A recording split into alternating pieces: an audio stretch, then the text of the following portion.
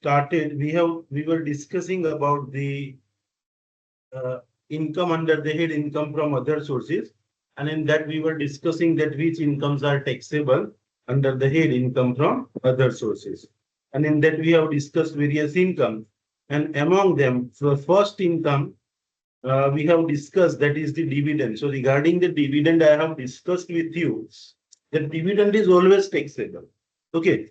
So suppose if you receive the dividend, okay, either it is on a preference share, on a equity share, or whether you receive the dividend from the Indian company or you receive the dividend from foreign company. But if the dividend is received, then the dividend is always taxable under the head income from other sources. Now, then after we have discussed the concept of deemed dividend. Suppose if you receive the deemed dividend. So what is deemed dividend? That detailed discussion I did in my last lecture. That if a company has not distributed the dividend so far, because previously there was a dividend distribution tax. So company were avoiding to pay the dividend and they were accumulating the profit. Now it has accumulated the profit, and by either of the mode, by way of distributing the asset, or by way of giving the loan to the shareholder, or by doing the capital reduction, or by giving the higher amount in case of liquidation. See, in this, if any of this way, the company has distributed that accumulated profit among the shareholder. And suppose if you are a shareholder, and in the capacity of shareholder, if you have received such dividend, then in your hand it is taxable under the head salaries. So under the head income from other sources. And for that, there is one example, like see, suppose this is one illustration number one. Okay. Am I audible? Hello? Yes, sir. Yes, Can you sir. see the screen? Can you see the Yes, screen? sir. Yes, sir. Yes, sir. Yes, sir. Okay. See, you may have a material in your hand. तो उसमें से ये देखना, हम एक illustration number 1 मैं पढ़ रहा हूँ कि Z Limited is a company. Z Limited is a company in which, just a minute, let me check the recording is going or not.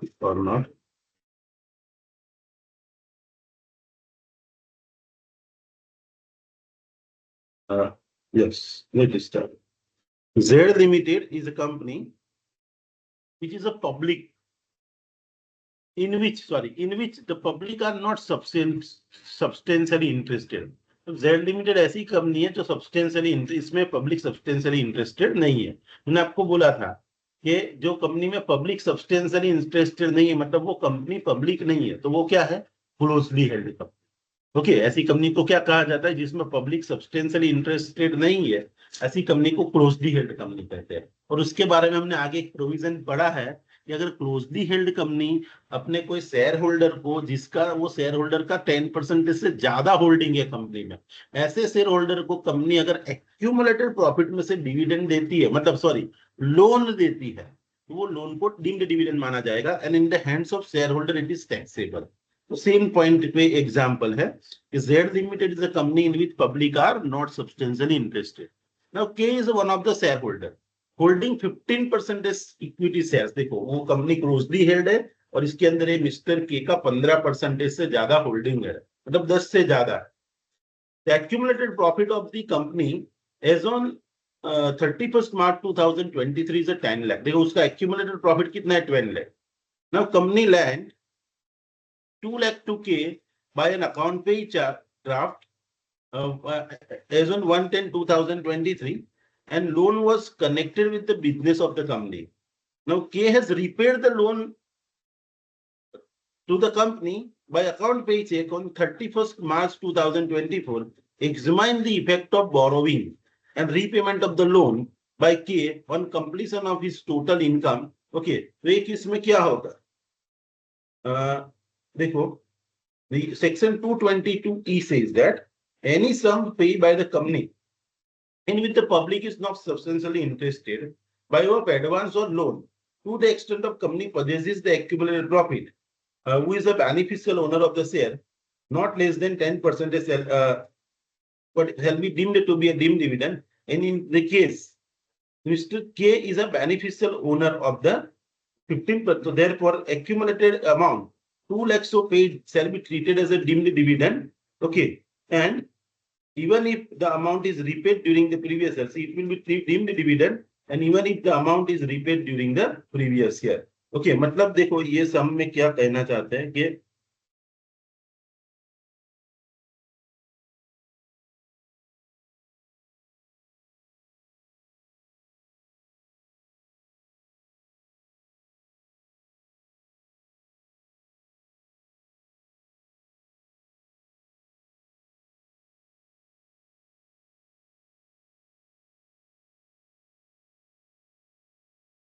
ये कंपनी है, ओके, जो कैसी है, द कंपनी, क्या नाम है कंपनी का, एक लिखते,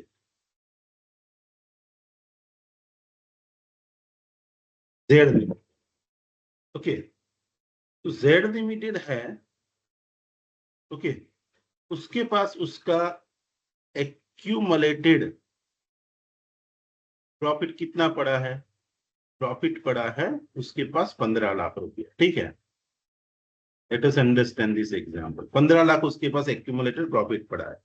उसके अंदर ये जो मिस्टर के है वो शेयर होल्डर है, ओके, मिस्टर के कौन है, शेयर होल्डर, ठीक है। और शेयर होल्डर का ये कंपनी में इंटरेस्ट 10% से ज्यादा है, मतलब कितना है उसका इंटरेस्ट, 15% है, मतलब he is a share holder holding a substantial shares in the company, okay. और इसको ये कंपनी क्या करती है, ये कंपनी मिस्टर के को एक लोन देती है, कितने रुपए की, क्योंकि भाई 2 लाख रुपए की, ठीक है। फिर ये मिस्टर के, ये हमारे प्रीवियस ईयर के अंदर ही कुछ अक्टूबर के अंदर इसको 2 लाख रुपया दिया जाता है, और यही बंदा ये 2 लाख रुपया वापिस कंपनी को कर देता है, ठीक है। नाउ ये पॉइंट ऐसा बोलता है कि you determine the impact of this, okay, समझ में आया। जेड कंपनी है, वो क्लोजली हेल्ड कंपनी है, जिसके अंदर एक्यूमुलेटेड प्रॉफिट पड़ा है, सॉरी 10 लाख का पड़ा है उसके पास प्रॉफिट, 10 लाख का प्रॉफिट पड़ा है उसके पास, और उसके अंदर मिस्टर के का 15% इंटरेस्ट है जो शेयर होल्डर है, और उसने कंपनी से लोन लिया है 2 लाख रुपीज का। Now what this provision says that if company which is a closely held company, देखो ये कंपनी जिसके अंदर पब्लिक सब्सटेंशियल इंटरेस्ट नहीं ले रही है, मतलब जिसके अंदर पब्लिक का होल्डिंग कम है, मतलब ये कंपनी प्राइवेट लिमिटेड है, क्लोजली हेल्ड कंपनी है, क्लोजली हेल्ड कंपनी है। ये तो एक क्लोजली हेल्ड कंपनी अपने शेयर होल्डर को कभी भी कोई लोन देती है, कहां तक, तो कि up to the accumulated profit, देखो इसने कितना लोन दिया, 2 लाख का, और इसका एक्यूमुलेटेड प्रॉफिट कितना है, 10 लाख, मतलब it is assume that this loan is given from this profit only, okay. हाँ, सपोज समझ लो उसको, देखो एक्यूमुलेटेड प्रॉफिट कितना पड़ा है, 10 लाख, ठीक है। और सपोज उसको 15 लाख का डिविडेंड दिया होता, 15 लाख का लोन दिया होता, तो उसमें से 10 लाख ही टैक्सेबल होता, क्योंकि 5 लाख कंपनी ने अपनी जेब से दिए, not from the accumulated profit. आपको ध्यान रखना है कि ये जो डिविडेंड, किसको डीम्ड डिविडेंड माना जाएगा, the amount to the extent of the accumulated profit. तो यहाँ तो 2 लाख ही दिया है, मतलब वो 10 लाख के अंदर से ही ये पैसा पे किया, ऐसा माना जाएगा। तो कंपनी ने मिस्टर एक्स को ये तारीख को लोन दिया, ओके। देखो मिस्टर के को, और मिस्टर के is also very smart, he has repaid the loan 31 मार्च से पहले पे कर दिया, तो लास्ट डे 31 मार्च की बैलेंस शीट बनेगा, उसमें नहीं दिखेगा। लेकिन ये पॉइंट क्या कहता है कि अगर आपने एक बार लोन दिया, तो when ever you give the loan is always taxable, तो ये लोन टैक्सेबल हो जाएगा, तो loan will be taxable, okay. तो ये जो 2 लाख रुपीस का लोन कंपनी ने अपने शेयर होल्डर को दिया, वो शेयर होल्डर कैसा है, जो कंपनी के अंदर उसका 10% से ज्यादा इंटरेस्ट है, और कंपनी ने के पास एक्यूमुलेटर 10 लाख पड़ा था, उसमें से ही 2 लाख मान दिया। ऐसा लिखा नहीं कि उसमें से ही दिया, लेकिन हम मानते हैं कि भाई वो अमाउंट तक का लोन है, तो मतलब उसमें से ही दिया, तो 2 लाख का लोन दिया, और वो लोन उसने वापस भी कर दिया ईयर कंप्लीट होने से फिर पहले, तो भी ये मिस्टर के को जो ये 2 लाख रुपया डिविडेंड मतलब लोन लिया, उसको हम मानेंगे डीम्ड डिविडेंड, भले उसने वो लोन रीपे कर दिया, फिर भी क्योंकि लेना ही मना है, लेना ही मना है, लेकिन उसने लिया, तो इनकम टैक्स एक कहता है कि इसको डीम्ड डिविडेंड मान लो, और मिस्टर के को ये 2 लाख पे टैक्स भरना पड़ेगा। તમે કહેશો સર એને તો પાછા પણ આપી દીધા છે, ભલે ને પાછા આપી દીધા एक बार, बिकॉज कंपनीज एक्ट भी ऐसा बोलता है कि कंपनी अपने शेयर होल्डर को लोन नहीं दे सकती, और इसने लोन दिया, तो और एक्यूमुलेटेड प्रॉफिट में से दिया, इसको कहा जाएगा डिम्ड डिविडेंड और it is taxable in the hands of mister K. Mister के लिए वो टैक्सेबल हो जाएगा और in which year, in the head income from other sources. Income from other sources में इनकम टैक्सेबल हो जाएगी, भले उसने वापस कर दिया है पैसा। ओके, समझ में आया आपको? Hello, yes sir. Okay. Like suppose समझ लो कंपनी के पास एक्यूमुलेटेड प्रॉफिट 10 लाख का है, ठीक है, और कंपनी ने वो मिस्टर के को 15 लाख का लोन दिया, तो वो केस में क्या होता, मैं आपको बताया, to the extent accumulated profit it is taxable. मतलब ये केस में मिस्टर के ने 15 लाख का लोन दिया ना, तो डिम डिविडेंड कितना माना जाएगा, only 10 lakh, because accumulated profit 10 lakh है, तो ये टैक्सेबल होता। और ये 5 लाख तो क्या है, उसने लिया और वापिस दे दिया, तो it is not taxable. Okay, loan is not a income, but देखो एक्यूमुलेटेड प्रॉफिट से दे दिया तो और एक्यूमुलेटेड प्रॉफिट से लिया तो it is treated as income, तो ये 5 लाख टैक्सेबल नहीं होगा, 10 लाख टैक्सेबल होगा अगर ऐसा होता है तो। ठीक है, now see there is one another illustration given कि mister Jugal, first illustration I hope that you all have understood. Now the second illustration, Mr. Jugal took a loan of rupees 2,20,000 from the company in which public is not substantially interested. मतलब ये company भी closely held company है।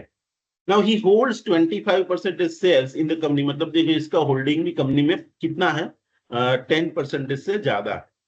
On the date of loan and paying the premium on accumulated profit, on the date of loan paying the premium, accumulated profit of the company was 1,80,000। देखो यहाँ इसने loan कितना लिया, 2,20,000 का, और company के पास एक्यूमुलेटेड प्रॉफिट कितना पड़ा है, 1,80,000।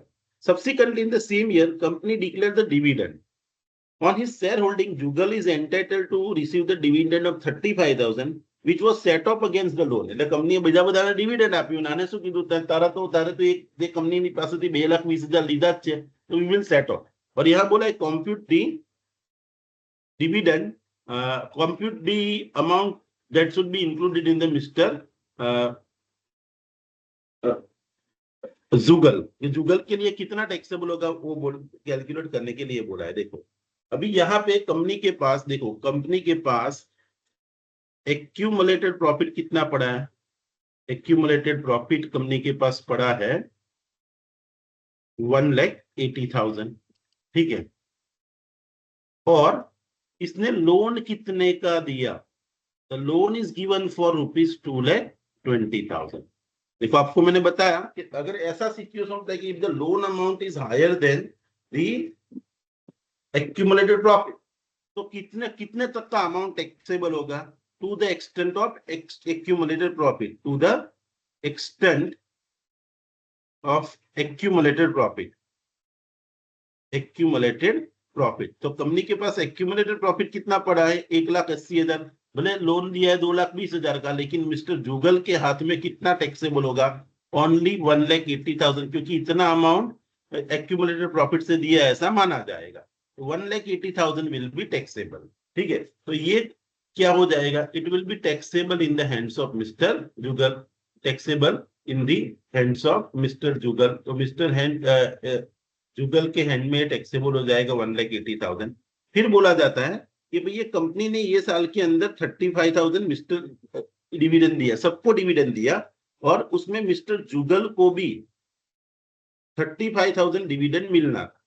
लेकिन कंपनी ने बोला जुगल को कि भाई तेरे को तो 1,80 कंपनी को वापस देना है क्योंकि लोन दिया है आपको, तो ये हम सेट ऑफ कर देते, मतलब ये 35,000 डिविडेंड उसको नहीं मिला। ठीक है, इसको सेट ऑफ कर दिया है, कोई प्रॉब्लम नहीं है, तो उसको सेट ऑफ कर दिया और उसने ऑलरेडी डिविडेंड ले लिया और जिसको टैक्सेबल होने वाला, तो what will be the taxable amount in the hands of mister Jugal, 1,80,000 will be the taxable amount. You can see the solution. Okay, देखो amount of loan taken is 2,20,000, लेकिन पूरा अमाउंट टैक्सेबल नहीं होता है। एक्यूमुलेटेड प्रॉफिट 1,80,000 है, तो accumulated profit of 1,80,000 will be taxable, and actual dividend जब company पे करती है that is set of, hence it is not, that dividend is not treated as a dividend, क्योंकि उसको डीम डिविडेंड के सामने सेट ऑफ कर दिया, तो अभी वापस डिक्लेयर किया लेकिन उसको मिला नहीं, उसकी जो उसको जो कंपनी को वापस देना था उसके अंदर सेट ऑफ कर दिया, देन 35,000 पे टैक्स नहीं लगेगा, तो what will be the taxable amount, taxable amount will be rupees 1,80,000 only. Is it understood, all of you? Hello? Yes, sir. Okay. Okay, beta. Let us go ahead. Now we are discussing what various income which is taxable under the head income from other sources. तो हमने ये पहला concept पढ़ा dividend. Dividend के बारे में मैंने बताया कि डिविडेंड हमेशा अदर सोर्सेज में टैक्सेबल होता है। उसके अलावा हमने एक आगे पॉइंट पढ़ा ये डीम्ड डिविडेंड वाला। तो डीम्ड डिविडेंड की टैक्सेबिलिटी कैसे होती है वो हमने डिस्कस किया कि to the extent of accumulated profit if the shareholder who is having a substantial interest has received the dividend from the company then that will be taxable in the hands of shareholder। तो ये इसके हमने ये दो sums भी देखे तो you may have get the clarity। Now there is one another income which is always कुछ भी हो जाए इनकम हमेशा अदर सोर्सेस में ही टैक्सेबल होती है। कोई बोलता है कि सर मेरा तो फुल टाइम धंधा ही जुआ खेलना है, मैं जुआ ही खेलता हूँ। Okay sorry, so we are discussing various income और वो इनकम हमेशा अदर सोर्सेस में टैक्सेबल होती है। तो वैसा एक दूसरा इनकम है पॉइंट नंबर 5 वाला, that is a casual income. Casual income किसको कहते हैं? देखो जो कभी कभार हो जाती है आपके नसीब पे उसको हम कैजुअल इनकम कहते हैं। Winning from lotteries, crossword puzzles, races including horse race, gambling और कार्ड गेम्स, ये सबसे जो इनकम आती है ओके वो हमेशा अदर सोर्सेस में टैक्सेबल होती है। कोई बोलता है कि सर मैं तो पूरे साल जुआ खेलता हूँ यही मेरा धंधा है, तो I want to make it taxable under the head income from PGBP क्योंकि ये मेरा धंधा है। तो in this case income would not be taxable under the head income would not be taxable under the head income from other sources, but the income would be always income would not be taxable under the PGBP, but it would be always taxable under the income from other sources। See, अगर ये winning from lottery, crossword puzzles, races including horse races में से कुछ भी income आता है आपको गांठ बांध के रखना है कि ये इनकम तो हमेशा अदर सोर्सेस में ही टैक्सेबल होगी। ये इनकम कुछ भी हो जाए अदर सोर्सेस में ही टैक्सेबल होगी। ओके ये हमें ध्यान रखना, ठीक है। तो ये इनकम के बारे में दूसरे क्या क्या पॉइंट हमें ध्यान रखने वो हम देखते हैं, ठीक है। तो let us read this from the material that casual income that is winning from lotteries, crossword puzzles and winning from, देखो this is a heading, winning from lotteries, crossword puzzles, races including horse race, but keep the material in your hand। वहां से पढ़ना तो आपको भी clarity आए कि lotteries, crossword puzzles, races including horse race, gambling, betting और any sort of gambling, card games, game show, entertainment program, television like Kaun Banega करोड़पति जैसा कोई प्रोग्राम है और कोई भी ऐसा इलेक्ट्रॉनिक प्रोग्राम चल रहा है, ऑनलाइन प्रोग्राम चल रहा है, वहां से आप कुछ जीत लेते हो तो आपको विनिंग होती है, ठीक है। बिग बॉस में गए और वहां से 2 करोड़ डिब्बे मिल गए आपको, केबीसी में से 2 करोड़ मिल गए, लॉटरी लग गई, कोई रेस में जीत गए आप, ओके रेस मतलब हॉर्स रेस में पैसा लगा, ओके उसमें जीत गए, तो ये सब में अगर आपको पैसा मिल रहा है ओके तो you have received this amount, then what is the point? If you have received this then it is always taxable under the head of income from other source। देखो lottery includes the winning prizes awarded to any person, lottery का definition दिया है कि भाई awarded to any person by show of lots or chance in the other manner whatsoever under the scheme of arrangement call, मतलब जो scheme arrange किया उसके हिसाब से अगर किसी को बाय लक उसको मिल जाता है पैसा तो उसको लॉटरी कहेंगे। लॉटरी हमें पता है कि लॉटरी किसको कहते हैं और एंटरटेनमेंट प्रोग्राम भी हमें पता है किसको कहते हैं, तो उसको डिटेल में नहीं जा रहे हैं, लेकिन ये कोई भी तरीके से आपको विनिंग हुआ है तो विनिंग हमेशा इनकम फ्रॉम अदर सोर्सेस में टैक्सेबल होगा, ये हमें ध्यान रखना, ठीक है। Now C exemption and deduction के बारे में बात की गई है। ये इनकम जो है okay such income shall be taxable and no deduction is available। okay what is the main point of this winning? ये winning के बारे में मेन पॉइंट क्या है कि भाई ये जो पॉइंट ऐसा कह रहा है कि ये जो इनकम है ना वो फ्लैट टैक्सेबल हो, मतलब देखो ये विनिंग करने के लिए अगर आपने कोई खर्चा किया है वो खर्चे का कोई डिडक्शन नहीं मिलता। जनरली हम कोई भी इनकम पढ़ते कि ये इनकम टैक्सेबल होगी, तो वो कोई भी इनकम को अर्न करने के लिए आपने जो खर्चा किया है ना, उसका आपको डिडक्शन मिलता है। ठीक है, लाइक सपोज मुझे डिविडेंड मिला था बैंक से, वो डिविडेंड का मुझे सपोज चेक मिला और चेक मैंने बैंक में डिपॉजिट किया और वो डिविडेंड को रियलाइज करने के लिए बैंक ने मेरे से बैंक चार्जेस लिए। तो bank charges is expense incurred by me in order to claim the dividend और in order to realise the dividend. तो bank charges is what, bank charges is my expense, तो वो expense का मुझे deduction मिलेगा। ठीक है, वैसे कोई भी आप इनकम अर्न करते हो, ठीक है, तो वो इनकम को अर्न करने के लिए अगर आपने कोई खर्चा किया, सपोज मैं अपनी ऑफिस चला रहा हूँ और मेरी ऑफिस की जो इनकम आती है वो टैक्सेबल है, लेकिन वो ऑफिस में से जो इनकम आ रही है वो अर्न करने के लिए मैं अपने एम्प्लॉय को सैलरी दिया, मैंने अपनी ऑफिस का रेंट पे किया, या तो फिर मैंने इलेक्ट्रिसिटी बिल पे किया, तो ये मेरा खर्चा, ये सब खर्चे का आपको डिडक्शन मिलता है इनकम टैक्स में।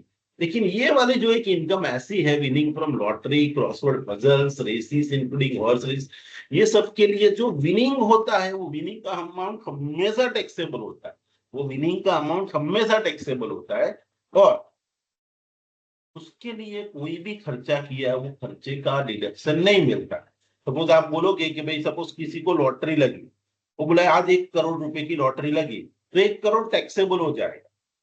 वो बोलेगा सर इतने सालों से मैं लॉटरी ले रहा हूं, तब तक मैंने 2 करोड़ का खर्चा कर लिया है, तब जाके एक बार आज कमाया हूं, तो it is not a income, it should not be taxable, because मैं 10 साल से लॉटरी टिकट बाय करता जा रहा हूँ, और जब बाय करता हूँ तो उसका खर्चा होता है, और अब तक मैंने 2 करोड़ की टिकट बाय की, तो आज पहली बार जाके लगी और मुझे 1 करोड़ मिले, तो वो 2 crore should be allowed as a deduction. No, if any expense is incurred then it is not allowed as a deduction. अगर आप जुआ खेलते हो, बोले आज 10 लाख कमाए, तो 10 लाख इज टैक्सेबल। आप बोलोगे सर मैं कल 5 लाख हार गया, तो उसका डिडक्शन मिलना चाहिए, नहीं मिलेगा। तो any expense is incurred, okay, to earn this kind of income is never allowed as a deduction, कोई भी डिडक्शन नहीं मिलेगा। ठीक है, देखो, such income shall be fully taxable and no deduction shall be allowed, so these underline this point, ये इसमें से कभी भी कोई डिडक्शन नहीं मिले। ठीक है, और देखो ये जो इनकम होती है हमेशा, देखो हर एक इंडिविजुअल की इनकम कैसे टैक्सेबल होती है, according to the slab rate, कि भाई आपका 2.5 लाख तक नॉट टैक्सेबल, 2.5 लाख से इतना है तो 5%, उससे ऊपर है तो 10%, ऐसे परसेंटेज वाला स्लैब है, आप सबको पता है, वो स्लैब रेट से हिसाब से हमारी इनकम टैक्सेबल होती है। लेकिन ये जो इनकम अगर आपने अर्न की ना, तो वो सीधी फ्लैट 30% के रेट से टैक्सेबल होगी। ओके, फ्लैट 30% के रेट से टैक्सेबल होगी। Okay, and that is why ये इनकम को हमें ग्रॉस टोटल इनकम के अंदर अलग से ऐड नहीं करना है, इस पे सीधा 30% टैक्स भरना है। तो आपको मैं बताता हूँ कैसे। ओके, देखो दूसरे कुछ पॉइंट है यहाँ हम देख लेते हैं, फिर वो एक छोटा सा सम जैसा हम करते हैं कि like suppose income of jockey. देखो जॉकी किसको बोलते हैं, कि जो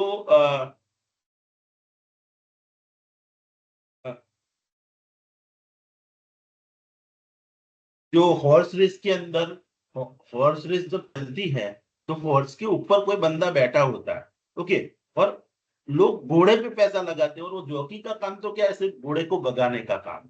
ठीक है, तो वो जॉब करने वाला बंदा है या तो कोई प्रोफेशनल पर्सन। ठीक है, और वो वहां से अगर उसको पैसा मिलता है तो उसकी इनकम विनिंग नहीं कही जाएगी, उसको तो अपना सैलरी मिलता है, अपना रेम्यूनरेशन मिलता है, तो वो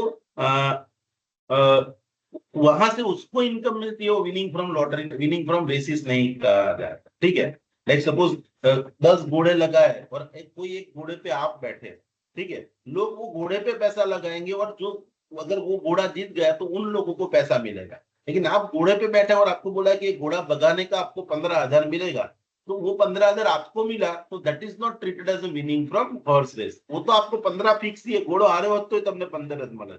ओके, तो उसको वो जो विनिंग का इनकम है, मतलब जॉकी को जो इनकम मिलता है वो हमेशा अदर सोर्स, मतलब it is not a income from other sources, क्योंकि वो विनिंग की इनकम नहीं है। ठीक है, तो इसीलिए यहाँ बोला है कि देखो income of jockey from such profession is not treated as winning from horses, मतलब ये अदर सोर्सेस में टैक्सेबल नहीं होगा, या तो उसके सैलरी के हेड में टैक्सेबल होगा, या तो प्रोफेशन के हेड में टैक्सेबल होगा। सेम वे अगर winning from motor car rally, देखो winning from motor car rally is a return for a skill and effort and cannot be treated as a casual income, but it is taxable as a normal income. Okay, suppose समझ लो motor car rally है. Okay, तो motor car rally में क्या है कि car पे पैसे लगते नहीं, कार पे पैसे नहीं लगते. उसमें तो क्या होता है, it is a official game like a cricket. Okay, उस पे पैसे लोग लगाते नहीं, और लगाते होगे तो अनऑफिशियली लगाते हो. ओके, तो उसमें क्या होता है कि सपोज आप वो कार लेके कार की रेस में एंटर करते हो, ठीक है, और आपकी कार जीत जाती है और आपको पैसा मिला, तो वो आपकी नॉर्मल इनकम कही जाएगी, क्योंकि वो जुआ नहीं है. वो जुआ नहीं है, आपकी स्किल है, और स्किल की वजह से आपने कार को भगाए और नंबर 1 पे आप आए, तो आपने विन किया, तो वो आपकी नॉर्मल इनकम कही जाएगी. मतलब winning from motor car rally is not treated as a casual income and it is not taxable under this head, और it may be taxable under this head. Suppose मैं company secretary हूं, लेकिन मुझे car भगाने का शौक है और मैं करता हूं ऐसा, और कोई कार रेस में मैंने पार्टिसिपेट किया है और कार रेस में मैं जीत गया, तो वो पैसा मुझे मिला, तो मेरी देखो प्रोफेशन की इनकम नहीं है, मेरी जॉब से नहीं आई है, तो ये अदर इनकम है, इसीलिए अदर सोर्सेज में टैक्सेबल होगी, but not as a casual income. उसको वो 30% वाला टैक्स रेट नहीं लगेगा, और उसमें जो पेट्रोल का खर्चा किया उसका भी मुझे डिडक्शन मिलेगा, क्योंकि कैजुअल इनकम का एक बार सिक्का लग गया तो क्या होगा, 30% के रेट से टैक्सेबल होगा.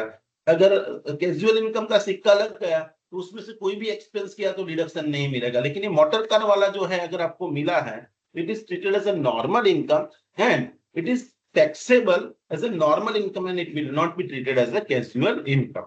ठीक है. Now the next point is lottery held as a stock interest. देखो, ये तो हमने पीजीबीपी में भी पढ़ा था कि अगर आपका लॉटरी बेचने का दुकान है और आपके पास लॉटरी बच जाती है, नहीं बिकी, और लॉटरी का वो कोई जो डेट है, मतलब रिजल्ट का डेट, वो रिजल्ट के डेट आपके पास 15 लॉटरी बची थी, और इसमें से एक लॉटरी लग गई है, तो और आपको पैसा मिला, तो it is you have not earn by way of winning, मतलब you have earn by winning, but it is a activity incidental to your business. आपका बिजनेस क्या है, तो कि लॉटरी को बेचना मेरा बिजनेस है, और वहां से मुझे इनकम रियलाइज, और वहां से मुझे इनकम रियलाइज हुई, तो वो इनकम फ्रॉम प्रोफेशन कही जाएगी. मतलब अगर आप लॉटरी के स्टॉक हो और स्टॉकिस्ट हो और बेचते हो, और उसमें से कुछ लॉटरी टिकट्स बच गई और वहां से कुछ पैसा आपको रियलाइज हुआ, तो that amount is treated as, not treated as winning from lottery, but it is treated as income from business and profession. देखो, विनिंग फ्रॉम लॉटरी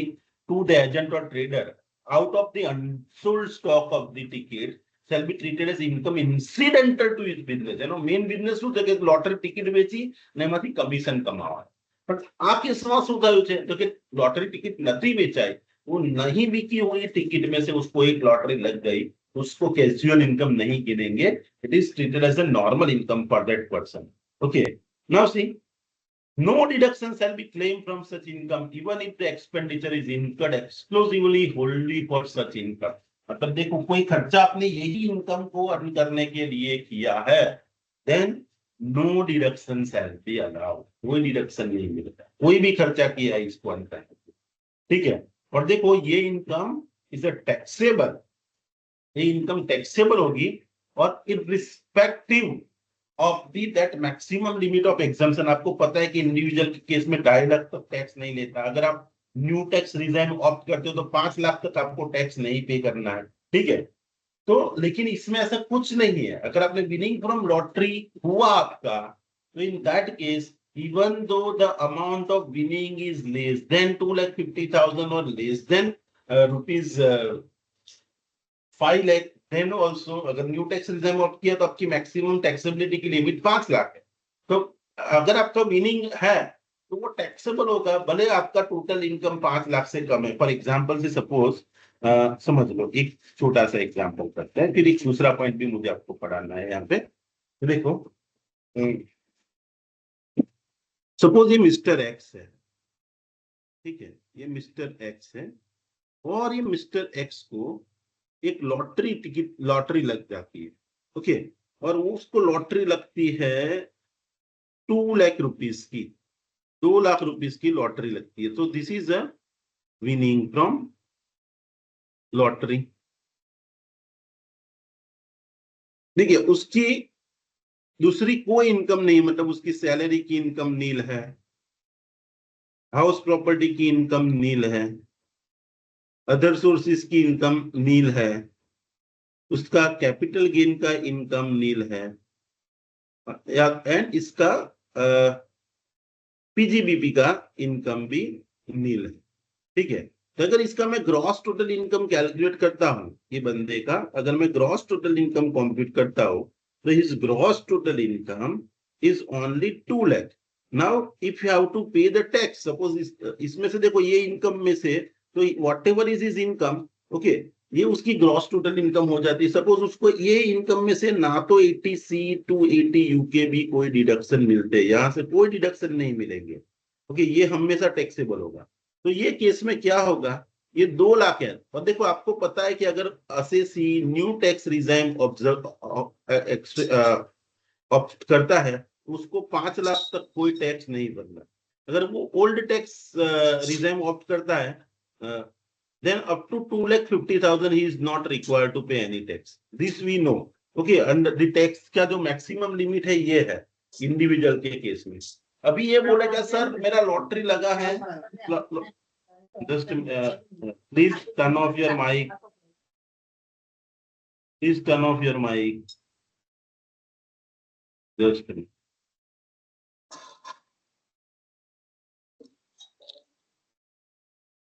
okay। तो इन दैट केस देखो ये बोलेगा कि सर मेरा इनकम है, लॉटरी का income है, लेकिन ये तो सब मैंने न्यू टैक्स रिजाइम ऑप्ट कर रखा है, तो 5 लाख तक तो मुझे कोई टैक्स भरना ही नहीं है। तो ये पॉइंट बहुत क्लियर है कि आपकी इनकम मैक्सिमम लिमिट से हो या ना हो, लेकिन if this income is from winning, then on this you have to pay the tax at the rate 30%। तो तुम्हारे 60,000 रुपया टैक्स पर रोज पर से, ओके, आपका ये मैक्सिमम लिमिट का आपको बेनिफिट नहीं मिलेगा। ठीक है, अगर ये सिचुएशन थोड़ी डिफरेंट है तो भी आप समझो कि अगर आपको लॉटरी से इनकम हो गई 2 लाख रुपया, और अगर आपकी सैलरी की इनकम है 7 लाख रुपया, ठीक है, तो ये केस में क्या होगा, how you will pay the tax. देखो ये 2 लाख पे तो सीधा 30% टैक्स लग जाएगा, कुछ देखना नहीं।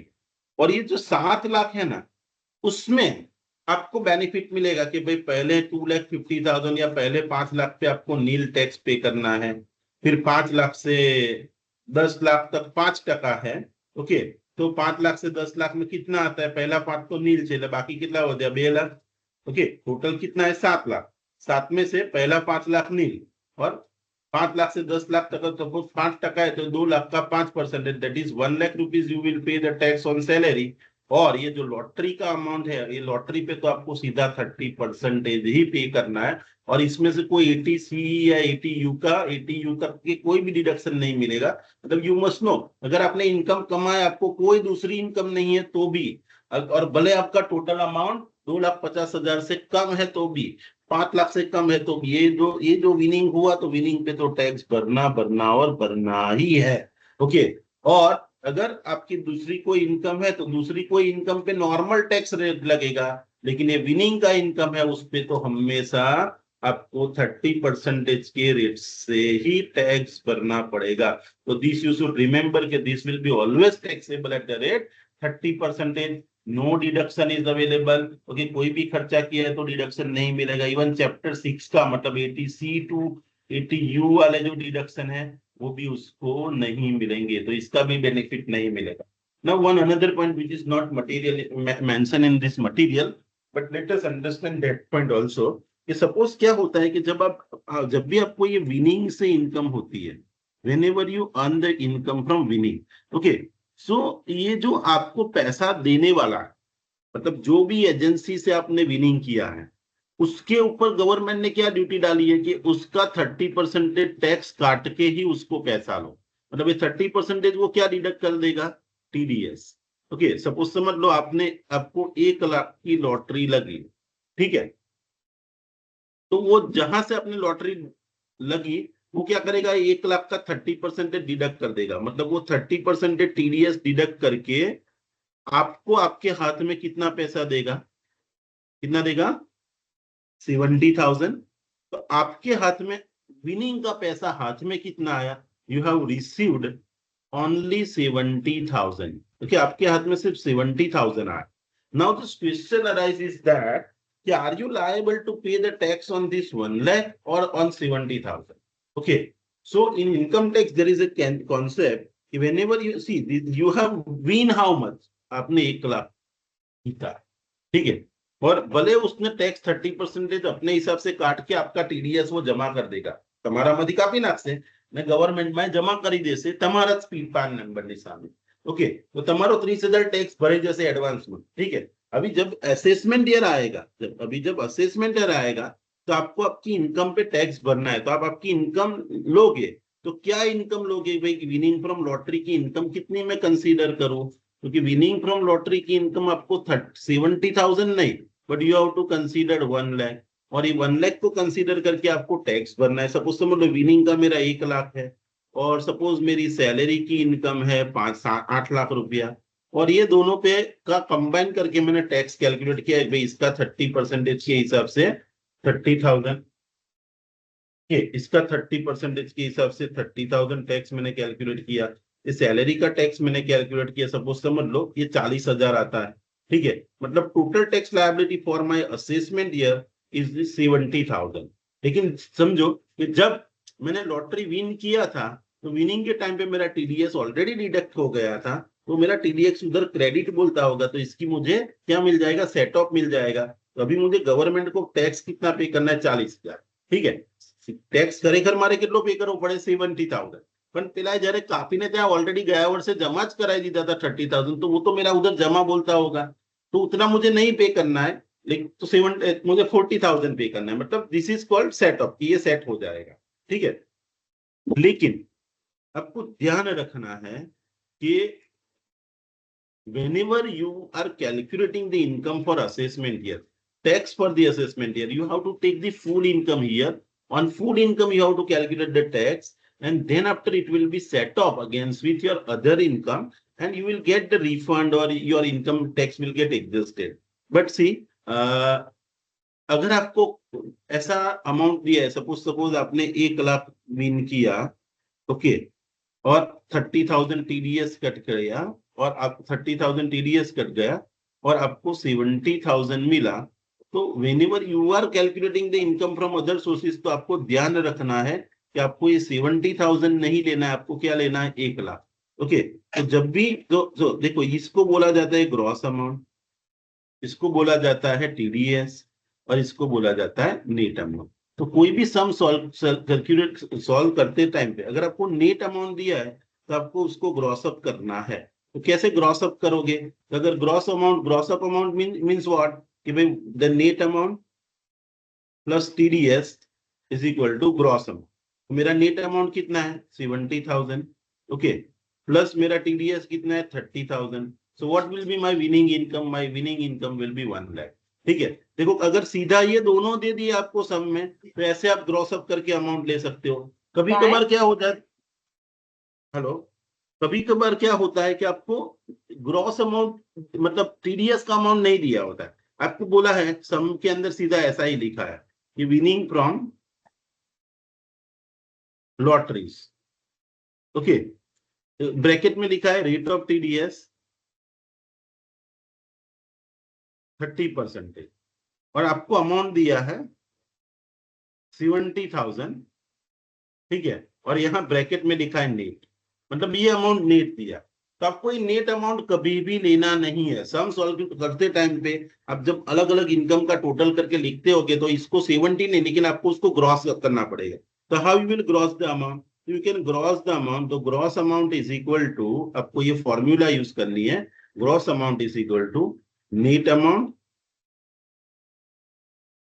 divided by 1 minus rate of TDS, rate of TDS. Okay, आपको ये फॉर्मूला यूज करनी है, net amount divided by 1 minus rate of TDS. So what is my net amount? Net amount is 70,000. 1 minus rate of TDS 1, और rate of TDS is almost 30%. 30% का मतलब होता है 30 divided by 100, मतलब 0.30. 30% का मतलब क्या होता है? 30 divided by 100, मतलब 0.30. तो 1 minus 0.30 करूंगा तो मेरा यहाँ आएगा 70,000 डिवाइडेड बाय 0.70. 1 माइनस 0.30 करूंगा तो 0.70 आएगा, तो भाई gross amount will be how much 110. Okay, तो कभी भी not only this winning from lottery, कभी भी आपको नेट अमाउंट दिया है तो आपको क्रॉस करके ही आपको अमाउंट लेना है. ठीक है, आप बड़ा सम करते हो, आपको बोला है कि भाई इसका डायरेक्टर सीटिंग फी 5,000 मिला, उसको सब लेटिंग से 5,000 मिला, और उसको विनिंग फ्रॉम लॉटरी से 7,000 मिला जो नेट है. ओके, और उसका रेट ऑफ टीडीएस 30% है, जिसका इनकम फ्रॉम अदर सोर्सेज कितना है कैलकुलेट करो. तो director sitting fees is 5,000 taxable, वही सबलेटिंग का 5,000 टैक्सेबल. आप ये 7,000 है तो इसको मैं ग्रॉस करके मुझे करना है 10,000. ओके, मैं करूंगा इसको ये फॉर्मूला के हिसाब से 7,000 को 10,000. तो what is my gross income from other sources is 20,000. मतलब अगर आप फुल सम गिनते हो उसमें एक पॉइंट ऐसा दिया है कि भाई डायरेक्टर रेम्यूनरेशन आपको, सॉरी डायरेक्टर सीटिंग फीस मिली है 5,000, सब रेटिंग से आपको 5,000 की इनकम हुई, और ये विनिंग फ्रॉम लॉटरी से 7,000 मिला है, लेकिन वो नेट है. तो नेट को आपको ये फॉर्मूला यूज करके आपने ग्रॉस किया और ग्रॉस अमाउंट ही आपको लेना है. तो कभी भी विनिंग फ्रॉम लॉटरी से आपको पैसा मिला है तो you don't take the net amount whenever we calculate the full-fledged example. If the net amount is given, it is required to be gross up. Second point, winning from lottery के लिए कोई भी खर्चा किया है तो उसका रिडक्शन नहीं मिलेगा. ठीक है, तो ये दो पॉइंट हमें ध्यान में रखने के whenever we you solve the full-fledged example, and if any point comes कि भाई विनिंग फ्रॉम लॉटरी से इतना मिला, तो अगर आपको मिलता है तो it is required to be gross up. देखो आगे का पॉइंट है, लेकिन तो बड़ा सम है तो उसके अंदर मैं आपको दिखाता हूँ कि कैसे करना.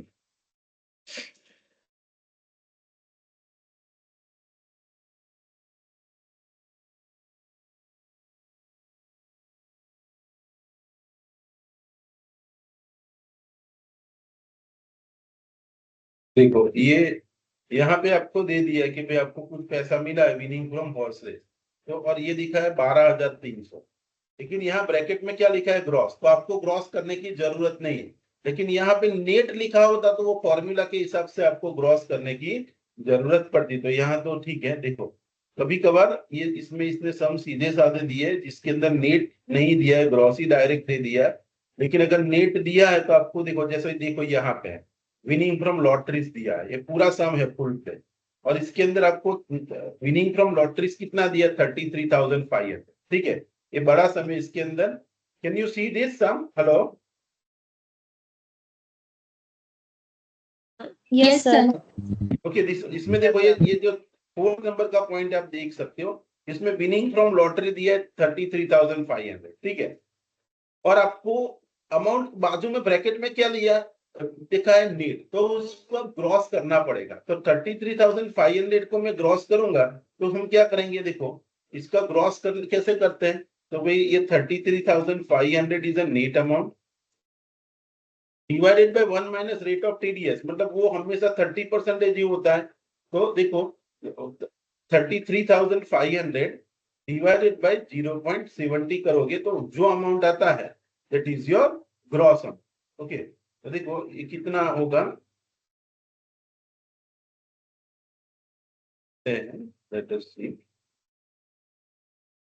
ये 33,500 डिवाइडेड बाय 0.70 किया मैंने, तो ये जो अमाउंट आया 48,857, मतलब 48,857, this is your gross amount. तो अगर आप सॉल्यूशन में देखोगे तो उसने ये विनिंग फ्रॉम लॉटरी का अमाउंट कितना दिखा है. देखो विनिंग फ्रॉम, इसका ये सॉल्यूशन है और इसके अंदर देखो 48,857 लिखा है. देखो you can see here this amount, दिखा आपको?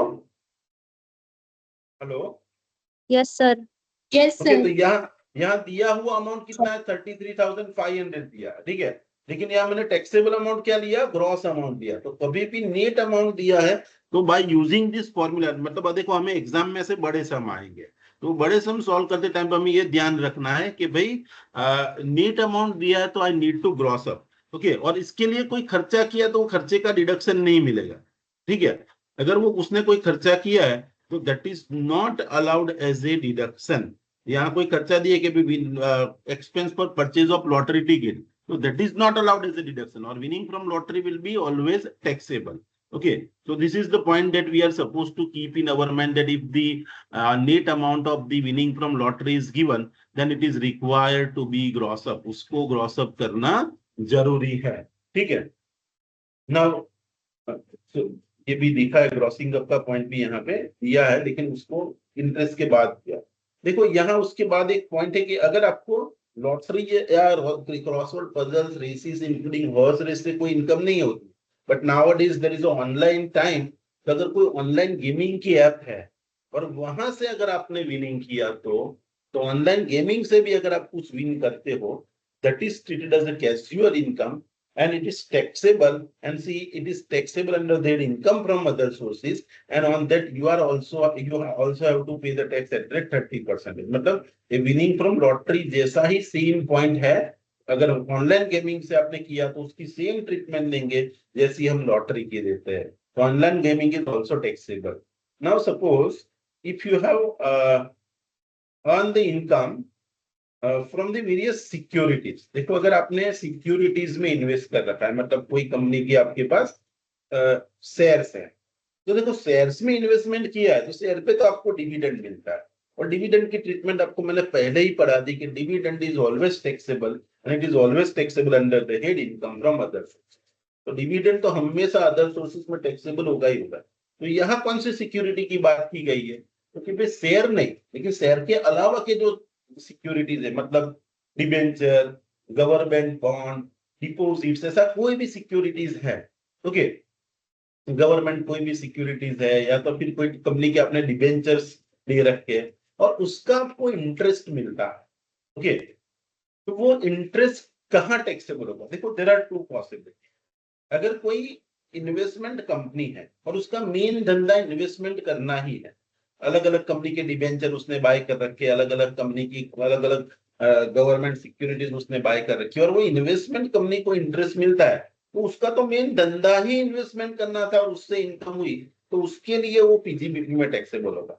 लेकिन हमारे तुम्हारे जैसा कोई बंदा है जिसका मेन काम इन्वेस्टमेंट करना नहीं है, आपके पास कुछ पैसे पड़े थे, आपका कुछ सेविंग था, और आपको ऐसा लगा कि ये कंपनी का डिबेंचर में बाय करूंगा, डिबेंचर पे मुझे अच्छा इंटरेस्ट मिलेगा. अभी आपका कोई धंधा नहीं है इन्वेस्टमेंट करना, but you have converted your saving into investment and you have earn some amount on that. तो वहां से अगर आपने कुछ कमाया, तो whatever you are earning, it is always taxable under their income from other sources. मतलब जिसका धंधा इन्वेस्टमेंट का है उसके लिए सिक्योरिटी की इनकम पीजीबीपी में टैक्सेबल होगी. लेकिन जिसका इन्वेस्टमेंट का कोई बिजनेस नहीं है, और suppose he is earning the income from investment, then it is always taxable under their income from other sources. उसके लिए देखो फर्स्ट पॉइंट लिखा है, income by way of interest on securities is chargeable under their income from other sources. Other sources में ही chargeable होगी. हाँ, but कब? अगर आपका बिजनेस वो है इन्वेस्टमेंट करना, तो वो इनकम कहाँ टैक्सेबल होगी? पीजीबीपी. तो ये इनकम अदर सोर्सेस में तभी टैक्सेबल होती है if it is not tax under their PGBP. तो यहाँ पे क्लियरली बोला है, if such income is not chargeable to tax under the head profit and gains of business and services. Now, some other point is mentioned in relation to interest on securities, that interest on securities will be taxed on receipt basis or on due basis depending on the system of accounting adopted by the assessee. देखो, आपको मैंने जब PGBP पढ़ाया उस time पे बहुत clearly बताया था कि मेथड ऑफ अकाउंटिंग, ठीक है, और वो टाइम पे आपको मैंने बताया कि मेथड ऑफ अकाउंटिंग वाला जो पॉइंट है, it is equally applicable in case of income from other sources. Okay, बाकी के तीन हेड है, salary, house property and capital gain. ये तीनों हेड के अंदर आपको मेथड ऑफ अकाउंटिंग नहीं देखना. लेकिन जब भी आप पीजीबीपी का सम सॉल्व करते हो, जब भी आप इनकम फ्रॉम अदर सोर्सेज का सम सॉल्व करते हो, तो आपको देखना है कि कौन सी मेथड असेसी फॉलो करता है. If assessee is following the mercantile system, then whatever income is due during the previous year is taxable. Whether it is actually received by you or not, it is irrelevant. Same way, suppose if you have on the or interest on securities, तो आपको पहले देखना है, suppose आपने interest on securities receive किया, तो आपको देखना है कि which method of accounting I am following. Suppose if you are following a mercantile system तो इंटरेस्ट सिर्फ प्रीवियस ईयर में ड्यू हुआ है तो भी टैक्सेबल हो जाएगा, भले आपको रिसीव नहीं हुआ है, क्योंकि यू आर मर्केंटाइल सिस्टम आप फॉलो करते हैं। Same way suppose if you are following the cash based system, interest is not due, sorry, interest is due but you have not received, so not received to not taxable because you are following cash based system। तो method of accounting पे ध्यान रखना है, cash based system में वही interest taxable होगा कि which is received during the previous year, और मर्केंटाइल सिस्टम में कौन सा इंटरेस्ट टैक्सेबल होगा। तो if you are following the mercantile system being assess, if you are following the mercantile system, then the interest which is received, sorry, interest which is due during the previous year only is taxable। तो ये ध्यान रखना है। तो देखो interest on securities समझ में आया, ये आपने पढ़ा हुआ है आगे। मर्केंटाइल सिस्टम हमने हाउस सॉरी पीजीबीपी में पढ़ा हुआ है, तो I hope that you are aware. समझ में आया ना ये point? Hello, Yes, sir. Yes, sir. okay, okay बेटा। So interest on securities may be taxed on receipt basis or on due basis depending on the system of accounting followed by the assessee। Now if assessee follows the cash system of accounting, then interest is taxable on receipt basis, मतलब जितना previous year में उसको मिला है उतना ही taxable होगा। But suppose if the assessee is following the cash system, अगर उसका cash system follow कर रहा है तो sorry, suppose he is following the cash system तो receipt basis पे taxable होगा। Otherwise मतलब he follow the mercantile system then it shall be taxable on due basis। अगर कोई सिस्टम नहीं बोला है तो आपको क्या समझना है, अगर सब में बोला ही नहीं कि assessee is following the cash system और mercantile system, तो हमें क्या समझना है कि assessee is following the mercantile system and it is taxable on the due basis। Now the date on which the interest becomes due is specified by the issuing company, which may be on quarterly basis, on half yearly basis। For example, if the company issues 12% debenture and specifies the interest rate is become due on 31st December every year, the due date is 31st December, then interest for the entire year shall be become due only on 31st December every year, and the person who is in registered owner of the debenture as on 31st December is shall to entitled to receive the interest for the full year and it is taxable। Okay, and interest received by assessee on compensation on enhanced compensation will be taxable। देखो ये based on irrespective of the method of accounting, वो यहाँ पे लिखा है। ठीक है, पहले हम ये इंटरेस्ट वाला पॉइंट समझते हैं। ठीक है, ये पॉइंट क्या कहना चाहता है कि लेट अस अंडरस्टैंड, एक छोटा सा एक इमेजिनरी सम करते हैं तो आपको एक आइडिया आएगा। देखो, now my next point of discussion is the interest on securities. ठीक है, तो देखो the point of discussion is the interest on securities.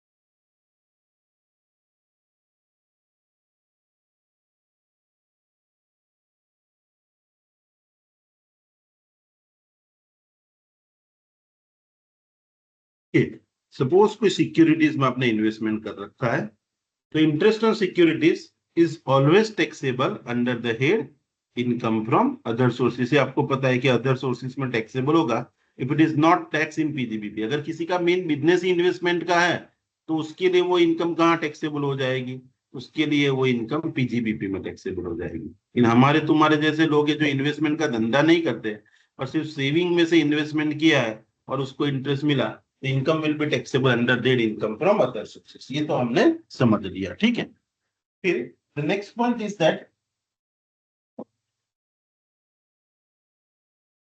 भाई अगर आपने इंटरेस्ट ऑन किया है लेकिन ये इंटरेस्ट ऑन सिक्योरिटीज आपके लिए टैक्सेबल कैसे होगा, मतलब what will be the basis of charge, basis of charge आपको मतलब कैसे टैक्सेबल होगा।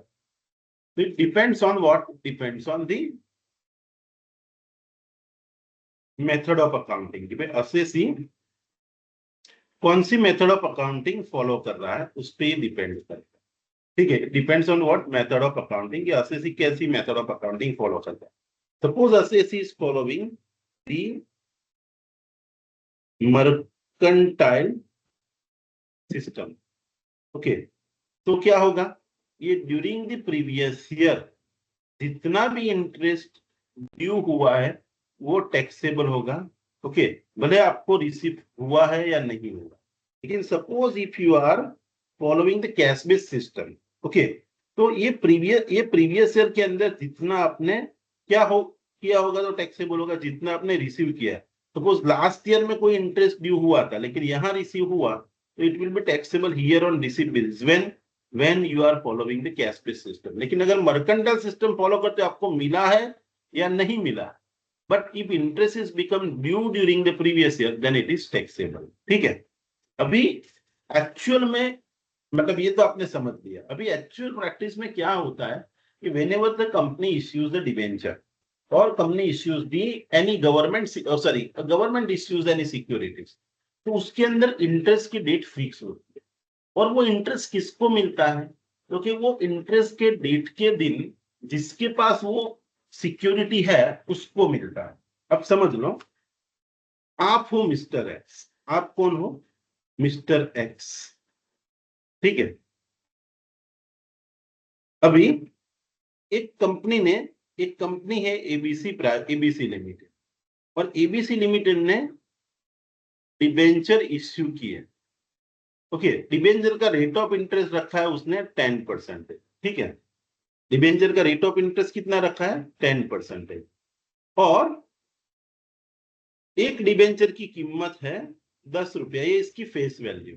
ठीक है, आपने ये कंपनी के मतलब आपने नहीं, एक दूसरा कोई बंदा है मिस्टर जेड। मिस्टर जेड, आप कौन हो? आप, हमें ये सम गिनना है मिस्टर एक्स के लिए। लेकिन कोई एक बंदा है मिस्टर जेड, उसने ये कंपनी के 1 लाख डिबेंचर बाय किए। कितने डिबेंचर बाय किए? 1 लाख। एक डिबेंचर की वैल्यू कितनी है? 10 रुपया। ठीक है, और यहाँ पे बोला है कि ये कंपनी का जो डिबेंचर है उसकी इंटरेस्ट की due date is 31 March 2023। Okay, मतलब every year, not 2023, every year as on 31st March the interest is becoming due। Okay, और ये मिस्टर जेड ने 1 लाख डिबेंचर बाय किए, उसका रेट ऑफ इंटरेस्ट 10% है, और उसको हर साल 31 मार्च को उसका ये 1 लाख पे 1 लाख मल्टीप्लाई बाय 10 पे 10% उसको इंटरेस्ट मिलेगा। अभी आप समझ लो, और ये इंटरेस्ट किसको मिलता है? ड्यू डेट के दिन उसका जो ओनर होता है ना उसको इंटरेस्ट मिलता है। अभी आप देखो, ये मेरा सपोज प्रीवियस ईयर। ठीक है, ये प्रीवियस ईयर चालू होता है 1 अप्रैल को, उसका ड्यू मतलब एंड होगा 31 मार्च 2024। अभी समझ लो, ये जो डिबेंचर्स थे ना, ये डिबेंचर अप्रैल से ये मिस्टर जेड के पास ही थे। तो मिस्टर जेड वो जो ओनर, तो मिस्टर जेड ने डिबेंचर होल्ड कर रखे अप टू 1 फरवरी। 1 फरवरी को होल्ड कर रखे। ठीक है, और देखो मिस्टर जेड को लास्ट टाइम इंटरेस्ट कब मिला होगा? 31 मार्च 2023 को, क्योंकि उस दिन वो होल्ड कर रहा था, तो उस दिन उसने इंटरेस्ट रिसीव किया। उसके बाद डिबेंचर उसने होल्ड कर रखे, किसी को बेचे नहीं। उसने सोचा था कि भाई अगले साल भी 31 मार्च 2024 को मेरे को इंटरेस्ट मिलेगा 2024 को, तो मैं इंटरेस्ट कमाऊंगा। लेकिन उसको कोई तकलीफ आ गई और उसने डिबेंचर बेच दिए 1/2/2024। और ये डिबेंचर आपने बाय किए, मतलब मिस्टर एक्स ने बाय। अभी आपके पास ये डिबेंचर आते 1 फरवरी 2024 को डिबेंचर आए। आपने सिर्फ पहला महीना मतलब फरवरी महीना होल्ड किया और मार्च होल्ड किया। सिर्फ आपके पास डिबेंचर कितना महीना रहा? 2 महीना। लेकिन 31 मार्च 2024 जब आया, देखो आप उसके रजिस्टर्ड ओनर थे, मतलब कंपनी के रिकॉर्ड में अभी आप कौन ओनर बन गए हो। तो कंपनी क्या करेगी, भले आपने डिबेंचर 2 महीना ही अपने पास रखा है, आगे का पूरा पीरियड जेड के पास था, तो ये 31 मार्च को कंपनी आपको कितना डिविडेंड देगी? 2 महीने का नहीं, कंपनी आपको पूरे पीरियड का डिविडेंड देगी, इंटरेस्ट देगी। क्यों? Logic is very much clear. You will receive the interest because the whole interest, मतलब ये पूरे पीरियड में जेड ने तो लिया नहीं है, जेड ने नहीं लिया है, तो अभी जो होल्ड कर रहा है उसको मिलेगा। तो देखो इसके पास 1 लाख डिबेंचर थे, मल्टीप्लाई बाय 10 मतलब 10 लाख रुपये पे। तो 1 रुपये का एक डिबेंचर, 10 रुपये का एक डिबेंचर है, तो 10 से मल्टीप्लाई कर दिया कि डिबेंचर की फेस वैल्यू कितनी होती है, तो क्या 10 लाख, और 10 लाख का 10% मतलब 1 लाख रुपया इंटरेस्ट पूरे साल का आपको मिलेगा। और वो भी किसको मिलेगा, मिस्टर एक्स को, not to Mr. Z, because Mr. Z is not holding the debenture on the last day of the on the due date। जो इंटरेस्ट की ड्यू डेट है उस दिन ये होल्ड नहीं करता। होल्ड कौन करता है, मिस्टर एक्स। तो इंटरेस्ट भी किसको मिलेगा, मिस्टर एक्स को मिलेगा।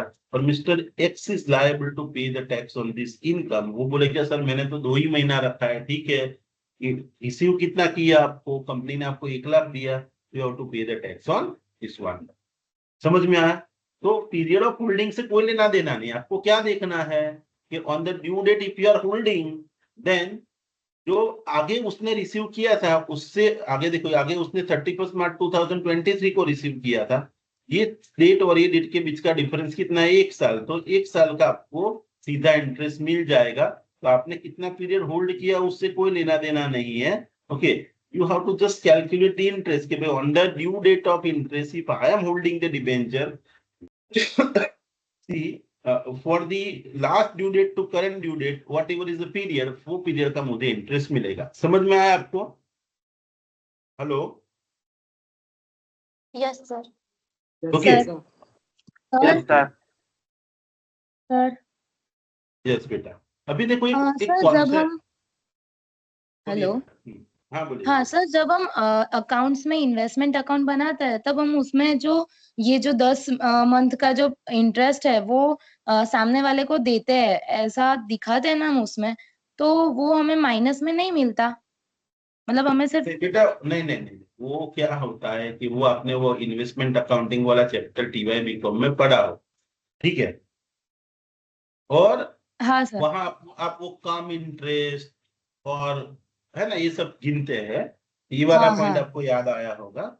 उसमें अगर आपकी डील ऐसी है कि ये इंटरेस्ट लेके आप वापिस उसको दे देने वाले,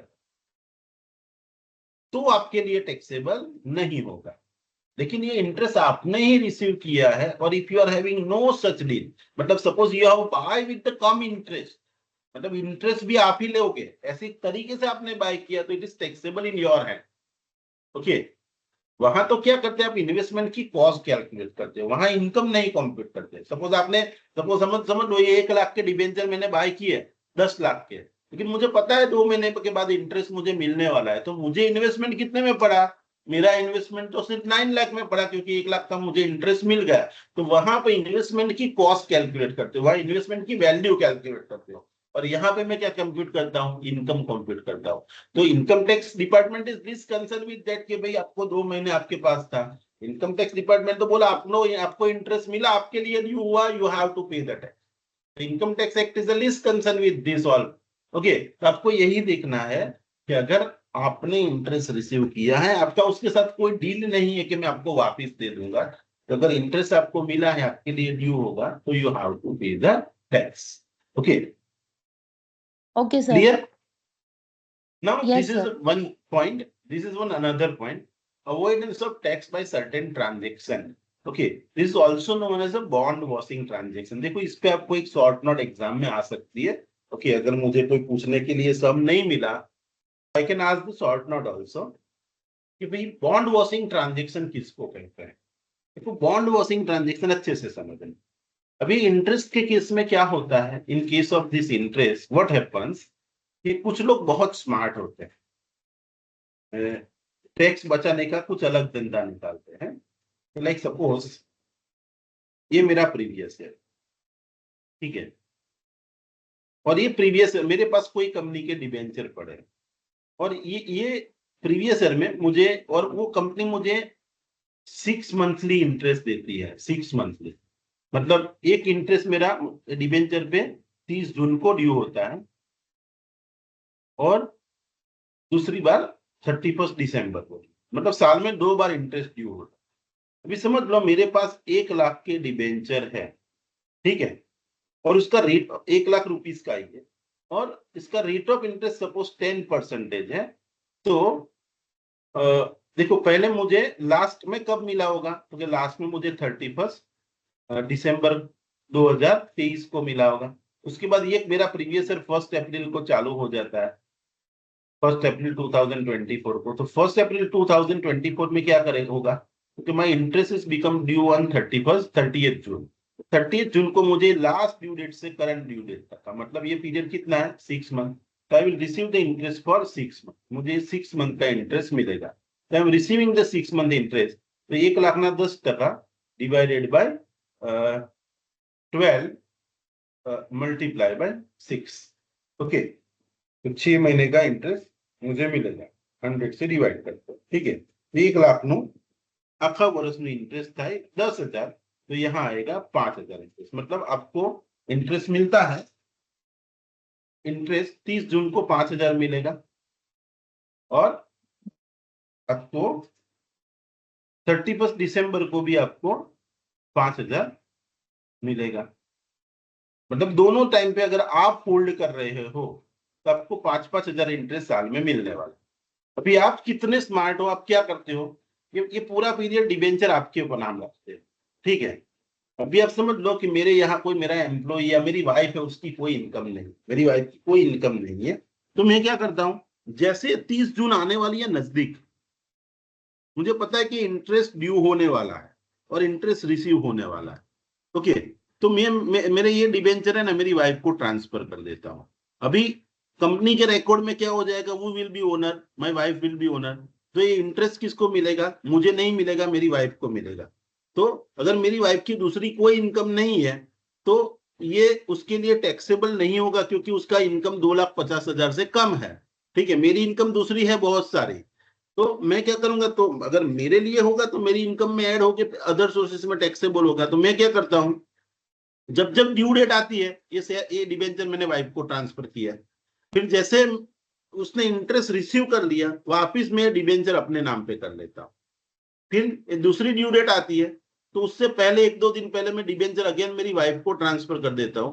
अभी मेरी वाइफ इसका इंटरेस्ट रिसीव कर लेगी और जैसे ड्यू डेट चली गई वो डिबेंचर फिर वापिस मैं अपने नाम पे कर देगी। मतलब प्रॉपर्टी मारा नामे રાખવાની, પણ વ્યાજ જે છે તો કે વાઇફના નામે। કેમ, તો કે વાઇફ રિસીવ કરી દેશે, એની બીજી કોઈ ઇન્કમ નથી, એને 10,000 જ આખા વર્ષની ઇન્કમ થશે, તો એને કોઈ ટેક્સ ભરવો નહીં પડે। પણ સપોઝ મારી ઇન્કમ છે 5 લાખ છે બીજી income, and suppose this 10,000 interest I am receiving, so I have to pay the tax on 5,10,000 because my other income is 5 lakh and our interest on securities is 10,000, so I may have to pay the tax on 5,10,000।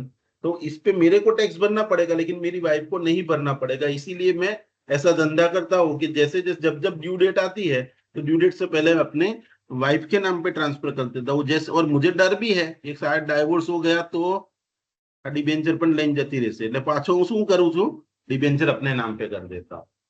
फिर वापस जब due date आती है तो interest उसको दे देता हूं, उसके अकाउंट में चला जाता है। फिर वो डाइवोर्स का डर लगता है, को लेके चली गई तो वापस अपने डिबेंचर अपने नाम पे करता हूं। तो ये जो ट्रांजेक्शन है, ये ड्यू डेट से पहले आप कोई छोटी इनकम वाले को अपना असेट ट्रांसफर कर देते हो और उसके नाम पे इनकम अर्न करवाते हो, फिर वापस आप उसको बाय कर देते हो। तो ऐसे ट्रांजेक्शन को क्या कहा जाता है, bond washing transaction. This kind of transaction is known as, कि आपने ये पूरा क्यों किया, तो कि टैक्स को बचाने के लिए आपने ये किया, ठीक है। तो ये केस में बॉन्ड वॉशिंग ट्रांजेक्शन किसको कहते हैं, समझ में आया। अगर आपने ऐसा किया कि आपने ऐसा कुछ करते हो और इनकम टैक्स की नजर में आया डिपार्टमेंट की, तो डिपार्टमेंट बोलेगा आपने बॉन्ड वॉशिंग ट्रांजेक्शन किया है, और आप भले interest is received by your wife but it will be taxable in your hand, उसको बोलते हैं क्लबिंग। तो वो आपके हाथ में ही टैक्सेबल कर देंगे, और आपने जो ट्रांजेक्शन किया उसको बोला जाएगा bond washing transaction. So see interest on securities become due on a specified date. मैंने आपको बताया 30 जून 30 दिसंबर is what is a specified date. तो स्पेसिफाइड डेट को ड्यू होता है, it is treated as income of the person who owns the securities on the due date। तो यहाँ मैंने आपको एग्जांपल भी दिया कि ड्यू डेट के दिन वो शेयर्स किसके पास चले गए, तो कि वाइफ के नाम पे, तो इंटरेस्ट किसको मिलेगा, वाइफ को मिलेगा। तो ऐसा किया है, ठीक है। Therefore, if owner of the security sells the securities before the due date, he will be able to avoid the payment of tax on the interest by shifting the burden to the other person who have no other income or very little income, मतलब छोटी income वाले के नाम पे आप कर देते हो इंटरेस्ट के ड्यू डेट से पहले। ओके, तो section 94 subsection 1 takes care of such practice, and section 94 subsection 1 says that if the owner of the security sells or transfer any securities and buys back or reacquired, मतलब ये due date चली गई और फिर वापस उसने bye कर लिया, okay, the similar securities, okay, same or similar securities, and if the result of such transaction is interest become payable in such securities is receivable by other person, मतलब इसमें क्या होगा, आपने किया क्या, आपका इंटरेस्ट था वो किसी और को मिले, ऐसा आपने सेटिंग कर लिया।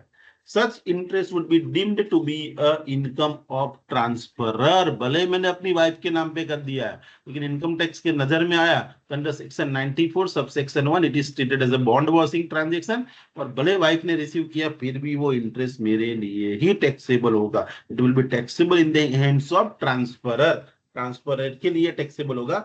You can underline here, not in the hands of transferee, transferee के लिए टैक्सेबल नहीं होगा। You can see here, okay, it is not taxable, here it is mention not in the hands of transferee, transferee के लिए नहीं, ठीक है, transferee के लिए टैक्सेबल नहीं होगा, it will be taxable in the hands of transferor only. Okay, the provisions of section 94 subsection 1 however not applicable if the owner proves that, अगर वो आप प्रूव कर देते हो कि भाई मैंने ट्रांजैक्शन मेरी वाइफ को शेयर ट्रांसफर की है बट मैंने कोई टैक्स अवॉइड नहीं किया, लेकिन सपोज आपने वाइफ को ट्रांसफर किया है लेकिन वाइफ ने उस पर टैक्स भर दिया है, तो आपके लिए टैक्सेबल नहीं होगा because you have not avoided the tax.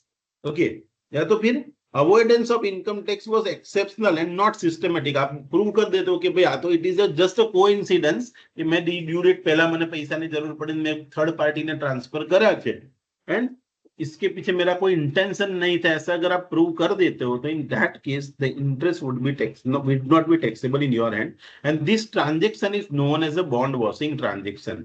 I hope that you have understand the whole paragraph. I have explained it with the help of example also. So I hope that it is clear in your mind, है ना? तो what is bond washing? अगर bond washing transaction prove होता है तो transferor के लिए income taxable होती है and not in the hands of transferee। देखो ग्रॉसिंग अप का पॉइंट आपको मैंने पढ़ाया कि भाई विनिंग फ्रॉम लॉटरी है, और देखो इंटरेस्ट ऑन सिक्योरिटीज भी कभी कभार आपको टीडीएस काट के मिलता है, इंटरेस्ट ऑन सिक्योरिटीज भी आपको कभी कभी टीडीएस काट के मिलता है, ठीक है। तो अगर आपको नेट अमाउंट दिया है तो आपको ग्रॉस अप करना है, वो समझ में आ गया, कैसे ग्रॉस अप करना है वो भी आपको मैंने फॉर्मूला बता दिया। तो वही चीज जो मैंने आपको ग्रॉसिंग अप का वो एग्जांपल देके आपको समझाया, अगर नेट अमाउंट दिया है तो आपको उसको कैसे ग्रॉस करना है, जो net amount divided by 1 minus rate of TDS, ऐसा करके आपको ग्रॉस कर लेना है। अगर इंटरेस्ट के केस में भी अगर आपको नेट इंटरेस्ट दिया है तो उसको आपको ग्रॉस करना पड़ेगा। सपोज आपको ऐसा बोला है कि भाई यू हैव रिसीव्ड दी सम, बड़े सम के अंदर ऐसा दिया है कि you have received the interest on securities, okay, rupees 70,000, okay, bracket में लिखा है नेट, ओके, और बोला है कि भाई रेट ऑफ टीडीएस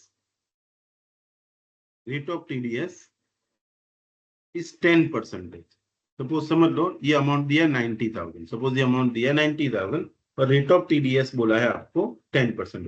तो नेट कभी भी आपको पूरे सम में, कोई भी सम है, not only of other sources, कभी भी ऐसा नेट अमाउंट दिया तो आपको क्या लेना है, ग्रॉस अमाउंट, क्योंकि आपने जो आपका जो टीडीएस जो कट जाता है ना, वो फ्यूचर के अंदर आपका जब टैक्स, मतलब जब एक्चुअल असेसमेंट असेस्ड इनकम पे आप टैक्स भरोगे तो उसके सामने वो एडजस्ट होता है। इसीलिए आपको जब भी टैक्स गिनते हो असेसमेंट ईयर में तो हमेशा आपको ग्रॉस इनकम पे ही कंप्यूट करना है, क्योंकि ये टीडीएस आगे आपका जो टैक्स लायबिलिटी आएगा उसके सामने एडजस्ट होने वाला है। इसीलिए आपको ये हमेशा कभी भी पूरे इनकम टैक्स में कोई भी सम कैलकुलेट करते हो, कोई भी इनकम कैलकुलेट करते हो, आपको नेट इनकम नहीं लेनी है, ग्रॉस लेनी है। सपोज यहाँ 90,000 है तो उसको मैं ग्रॉस कैसे करूंगा, तो ग्रॉस करने के लिए एक ही फॉर्मूला है कि नेट अमाउंट, तो मैंने नेट अमाउंट लिख दिया 90,000 divided by 1 minus rate of TDS 10, मतलब 0.10 डिवाइडेड बाय 100 करूंगा तो कितना आएगा 0.10, 1 माइनस रेट ऑफ 0.10 करूंगा तो यहाँ क्या आएगा 0.90 आएगा, 1 माइनस 0.10 करते हैं तो कितना आएगा 0.90। ओके, तो ऐसा करने से आएगा 90,000 डिवाइडेड बाय 0.90 और इसका ग्रॉस अमाउंट कितना आएगा 1 लाख। तो जब भी आपको नेट अमाउंट दिया है तो ये फॉर्मूला आपको यूज करनी है कि net amount okay -1 minus rate of TDS. Okay, ऐसा करके आपको ग्रॉस करना है और ग्रॉस अमाउंट ही टैक्सेबल होता है। कभी भी नेट अमाउंट आपने लिख दिया डायरेक्ट टोटल में ले लिया तो your sum may go wrong, so you be careful that if the net amount is given then it is required to be gross up. Okay, ये देखो यहाँ फॉर्मूला भी दिया है, यहाँ 100 किया है। सपोज 1 नहीं लेना है तो आपको 100 और फिर 100 से डिवाइड नहीं करना है। सपोज તમારે આવું કરવું છે તો આવું પણ તમે કરી શકો। नेट इंटरेस्ट का अमाउंट देखो ये सही नहीं है, ये हमें तकलीफ करेगा। इससे अच्छा है कि मैंने जो फॉर्मूला बताया वो फॉर्मूला से आप कैलकुलेट करो 1 माइनस रेट ऑफ टीडीएस। ठीक है, यहाँ क्या है कि नेट इंटरेस्ट का amount 100 minus rate of TDS फिर मल्टीप्लाई बाय 100 किया है। उसने क्या किया, हमारी और उसकी फॉर्मूला में कोई फर्क नहीं है, मल्टीप्लाई बाय 100 किया है, आंसर सेम ही आएगा। ठीक है, देखो यू शुड रिमेम्बर यस। और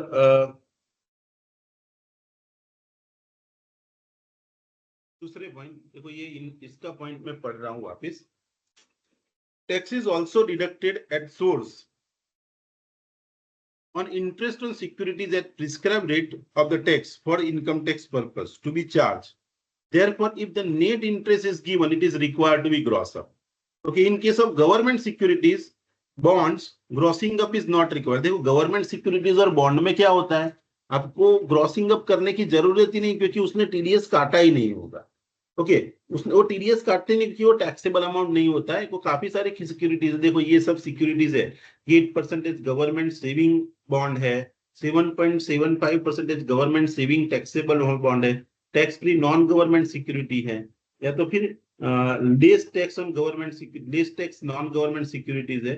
तो ये गवर्नमेंट और नॉन गवर्नमेंट कुछ सिक्योरिटीज के एग्जाम्पल दिए इस पे, जिसपे क्या है टैक्स ही नहीं लगता है, ऐसी सिक्योरिटीज है। वो भी हम आगे नीचे देख रहे हैं कि कौन कौन सी सिक्योरिटीज पे टैक्स नहीं लगता। देखो ये पूरा सिक्योरिटीज का लिस्ट दिया है।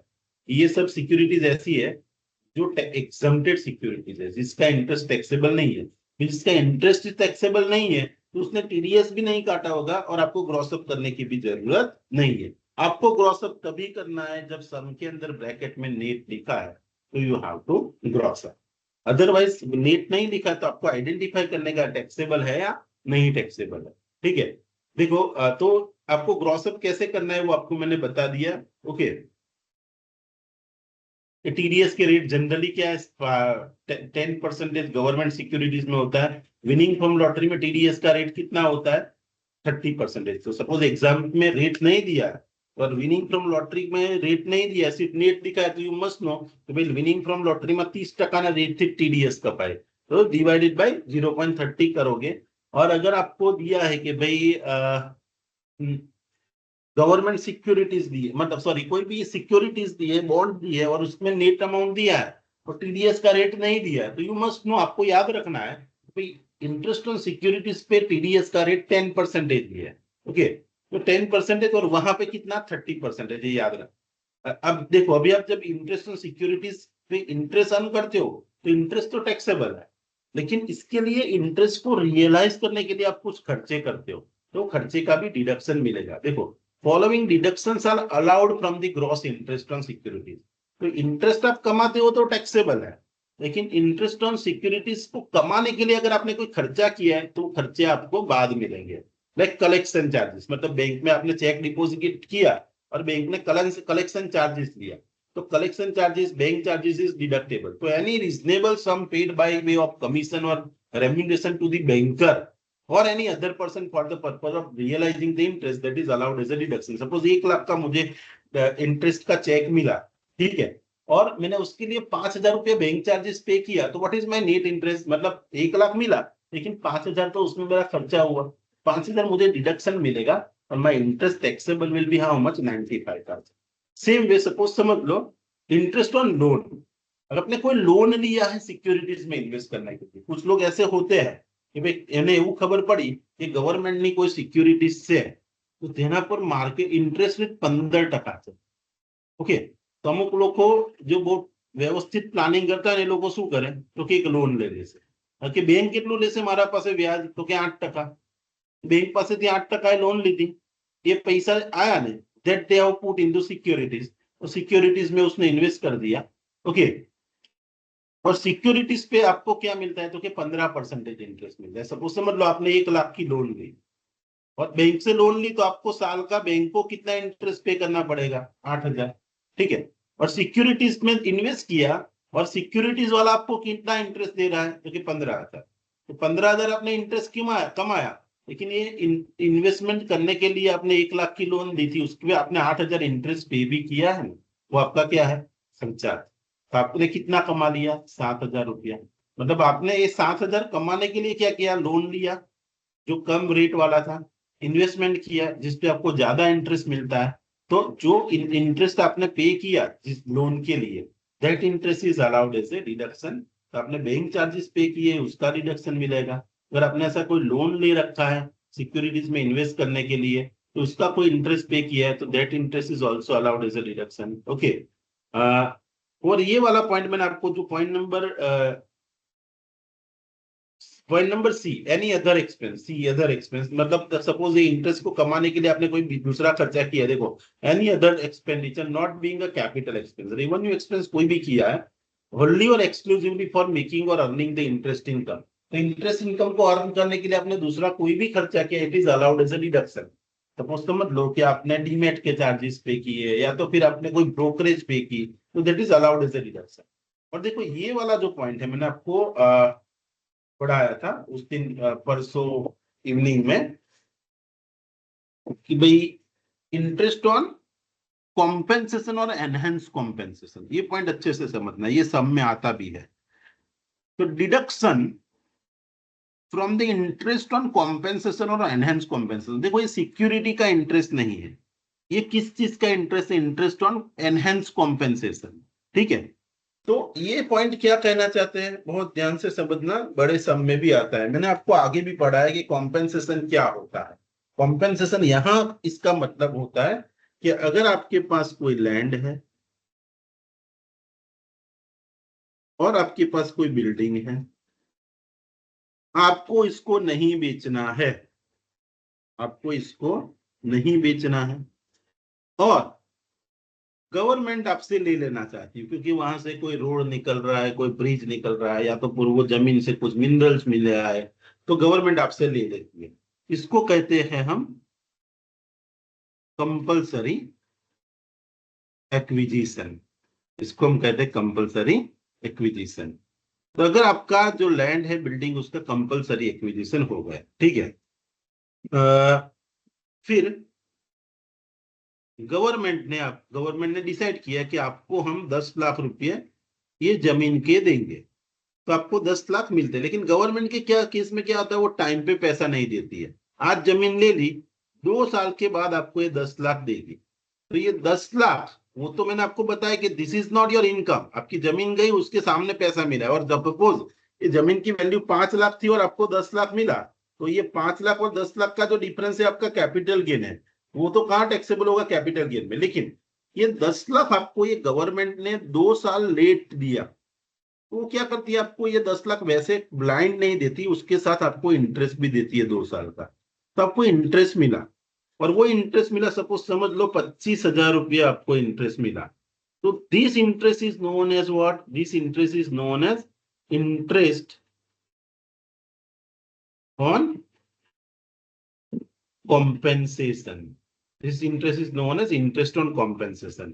और ये मतलब देखो अगर आपको कोई कैपिटल गेन हुआ है कि 5 लाख की जमीन थी गवर्नमेंट ने 10 लाख में ले ली तो मेरे को 5 लाख का कैपिटल गेन हुआ, वो तो कैपिटल गेन में टैक्सेबल होगा. लेकिन ये 10 लाख आपको इंटरेस्ट के साथ मिला मतलब आपको 25,000 रुपया इंटरेस्ट मिला.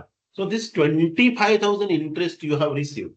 Okay, this interest is known as what, it is known as interest on compensation. इसको बोला जाता है इंटरेस्ट ऑन कॉम्पेंसेशन. तो इंटरेस्ट ऑन कॉम्पेंसेशन है ना पूरा टैक्सेबल नहीं रहता है, याद रखना. इसका 50% ही टैक्सेबल होता है, मतलब इसमें से 50% डिडक्शन मिल जाता है 12,500 का, और टैक्सेबल अमाउंट कितना होगा 12,500। ठीक है, और देखो इसके लिए अगर आपने इंटरेस्ट को कमाने के लिए कोई खर्चा किया तो वो खर्चे का रिडक्शन नहीं मिलेगा। ये इंटरेस्ट को कमाने के लिए कोई खर्चा किया तो उसका रिडक्शन नहीं मिलेगा। देखो एक एग्जांपल मैं आपको बताता हूँ, एक पॉइंट कि आपको बोला है कि mister x has received interest on compensation of rupees 50,000 and he has incurred expenses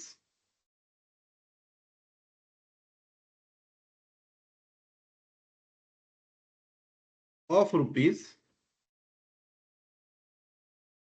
3,000 for realizing this interest on compensation.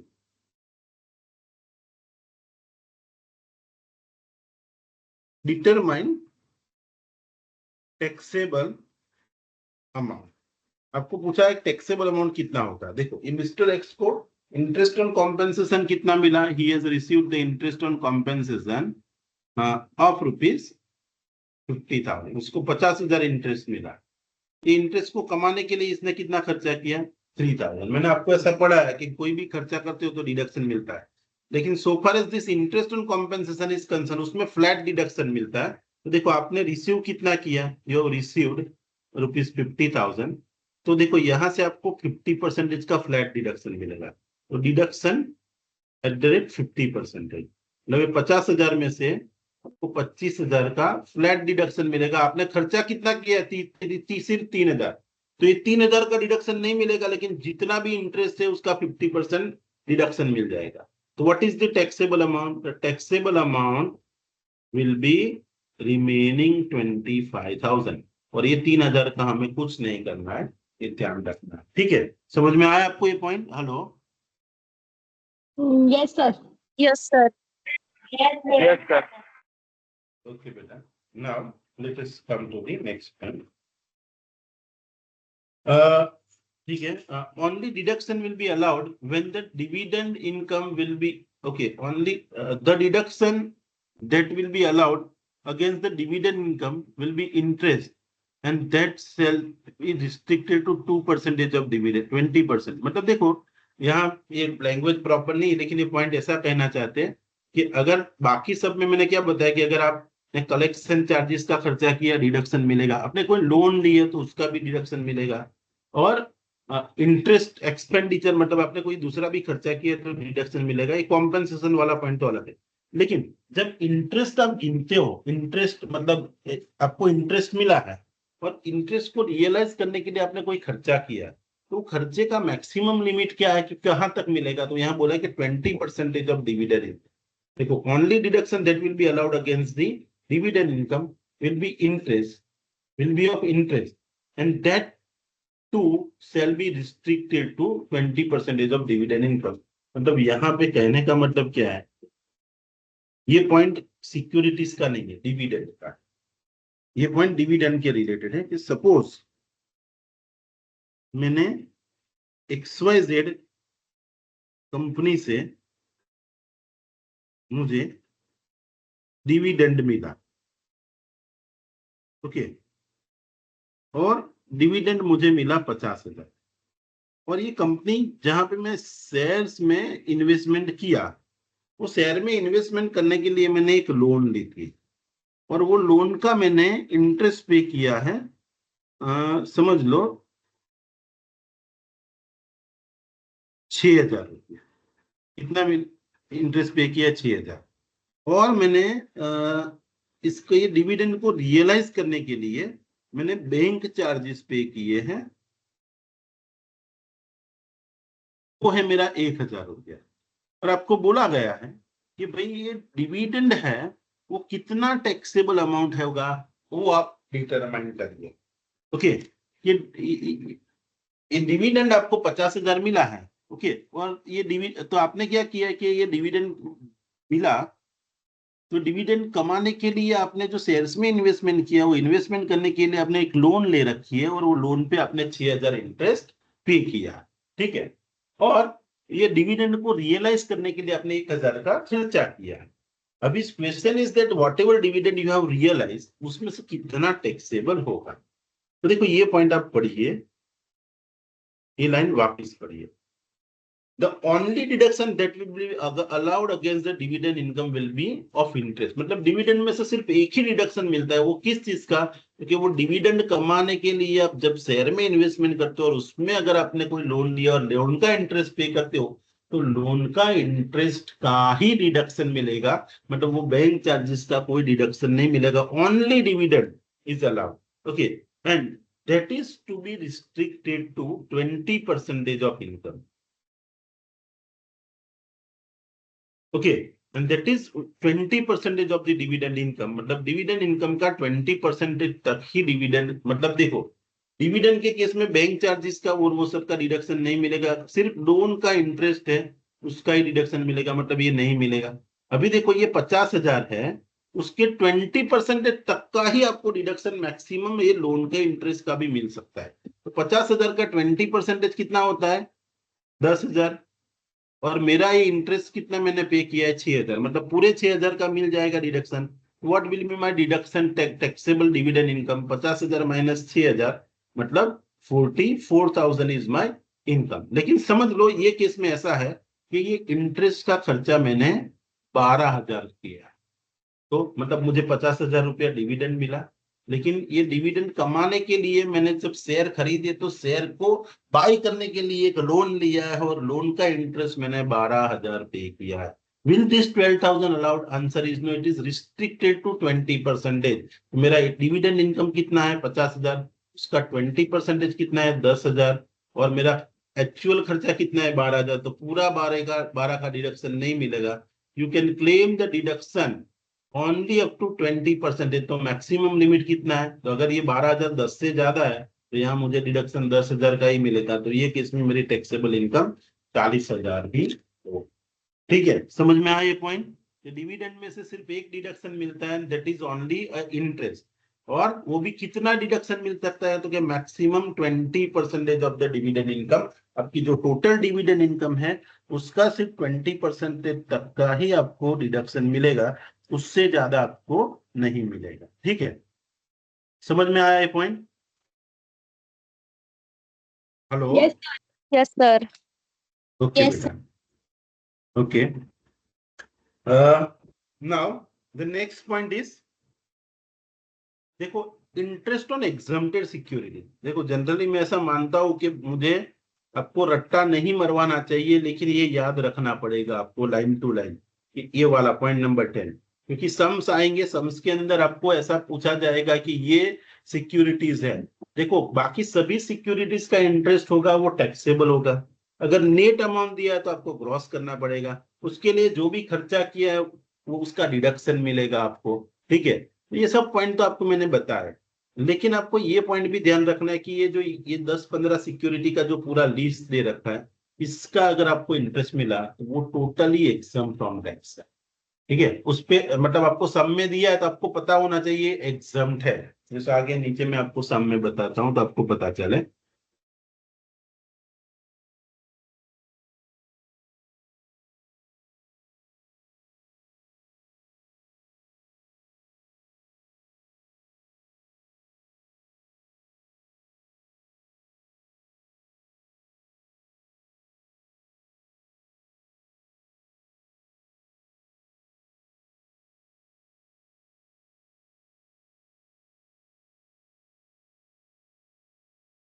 देखो यहाँ पे लिखा है इंटरेस्ट ऑन गवर्नमेंट सिक्योरिटीज 2,200 रुपया आपको मिला है। ठीक है, इंटरेस्ट, और ये आपको पता है कि interest on government securities generally exempt होता है, लेकिन यहाँ नहीं, ये वो वाले कैटेगरी का नहीं है। लेकिन अगर यहाँ पे कोई ऐसी सिक्योरिटीज लिख दी गई है जो क्या है, तो कि वो ऐसी सिक्योरिटीज है कि ये जो लिस्ट आपको है उसमें से ये सम के अंदर आपको लिखा है, ऐसा बड़ा सम है और उसके अंदर दिखा है कि इंटरेस्ट फ्रॉम रेलवे बॉन्ड, तो आपको पता चलना है कि भले मुझे इंटरेस्ट मिला है लेकिन वो क्या होगा, एग्जम्प्ट होगा। तो आपको ये सब याद रखनी पड़ेगी सिक्योरिटीज। देखो suppose if you receive the interest on railway bond, अगर बड़ा समय और उसके अंदर लिखा है interest from railway bond, you must know that railway bond का इंटरेस्ट हमेशा एग्जम्प्ट होगा, नॉट टैक्सेबल। तो it is exempt from tax, that we must know. Okay, then 7% capital investment bond, अगर 7% कैपिटल इन्वेस्टमेंट बॉन्ड आपके पास है तो ये आपको याद रखना है बेटा, ठीक है। 7% कैपिटल इन्वेस्टमेंट बॉन्ड, ये बॉन्ड का नाम है। तो अगर ये इसका इंटरेस्ट आता है, it is always exempt from tax. देखो 9% रिलीफ बॉन्ड 1987 के गवर्नमेंट ने इश्यू कर रखे। हर एक गवर्नमेंट सिक्योरिटी का इंटरेस्ट एग्जम्प्ट नहीं होता, याद रखना। गवर्नमेंट सिक्योरिटीज का इंटरेस्ट एग्जाम नहीं होता है, वो टैक्सेबल ही होता है। लेकिन उसमें से जो स्पेसिफाइड सिक्योरिटीज का नाम लेके बोला गया सिर्फ इतनी सिक्योरिटीज ऐसी है जिसका इंटरेस्ट एग्जाम है। अगर इसमें से कोई भी सिक्योरिटीज का इंटरेस्ट आपको दिया है तो ही आपको उसको एग्जाम करना है, otherwise government securities interest is taxable. देखो 9% रिलीफ बॉन्ड दिया तो इसका इंटरेस्ट टैक्सेबल होगा। फिर आपको बोला इंटरेस्ट ऑन नोटिफाइड बॉन्ड और debenture of a public company. Okay, मतलब आपको कोई पब्लिक सेक्टर कंपनी का बॉन्ड दिया है और ब्रैकेट में दिया है कि नोटिफाइड, मतलब समझ लो आपको बोला है कि इंटरेस्ट ऑन ओएनजीसी बॉन्ड, तो ओएनजीसी के बॉन्ड पे आपको इंटरेस्ट मिला है तो टैक्सेबल होगा या नहीं।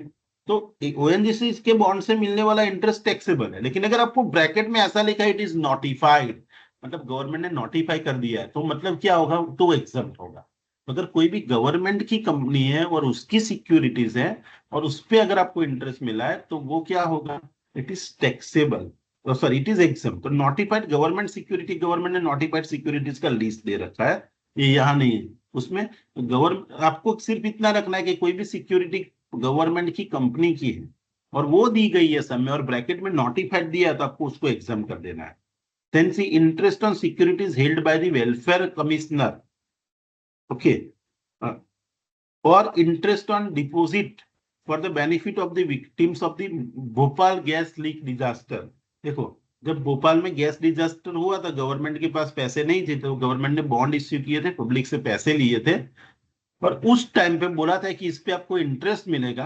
अभी भी हो सकता है आपके पास वो बॉन्ड, ओके, और उस पे आपको इंटरेस्ट मिल रहा है, लेकिन उस टाइम पे गवर्नमेंट ने डिक्लेयर किया था कि इंटरेस्ट मिलेगा, वो एग्जम्प्ट होगा। अगर आपको भोपाल गैस डिजास्टर के लिए इश्यू किए हुए बॉन्ड का इंटरेस्ट मिलता है तो वो क्या होगा, वो एग्जम्प्ट होगा, ठीक है। फिर notified bond issued by the local authority और पूल्ड फाइनेंस एंटिटी, मतलब गवर्नमेंट की कोई पूल्ड फाइनेंस एंटिटी है, मतलब गवर्नमेंट को सपोर्ट करने के लिए, लाइक आईएफएससी या मतलब रूरल इलेक्ट्रिफिकेशन बोर्ड, ये सब क्या है, बॉन्ड इश्यू करते रहते हैं और इसका इंटरेस्ट एग्जम्प्ट होता है। जब और उसे बॉन्ड जब लेते हो तभी आपको पता चलता है, उसमें लिखा तुमने किया कि तुम्हें आप बॉन्ड बाय करो, हम इंटरेस्ट एग्जम्प्ट करते हैं। तो ऐसी कोई लोकल अथॉरिटी ने इश्यू की है। लेकिन देखो आगे क्या वर्ड है, नोटिफाइड। जब तक नोटिफाइड वर्ड नहीं आता लोकल अथॉरिटी के बॉन्ड भी टैक्सेबल हो गए। ये पुल्ड एंटिटी है, पुल्ड फाइनेंस एंटिटी, उसका इंटरेस्ट भी टैक्सेबल होगा।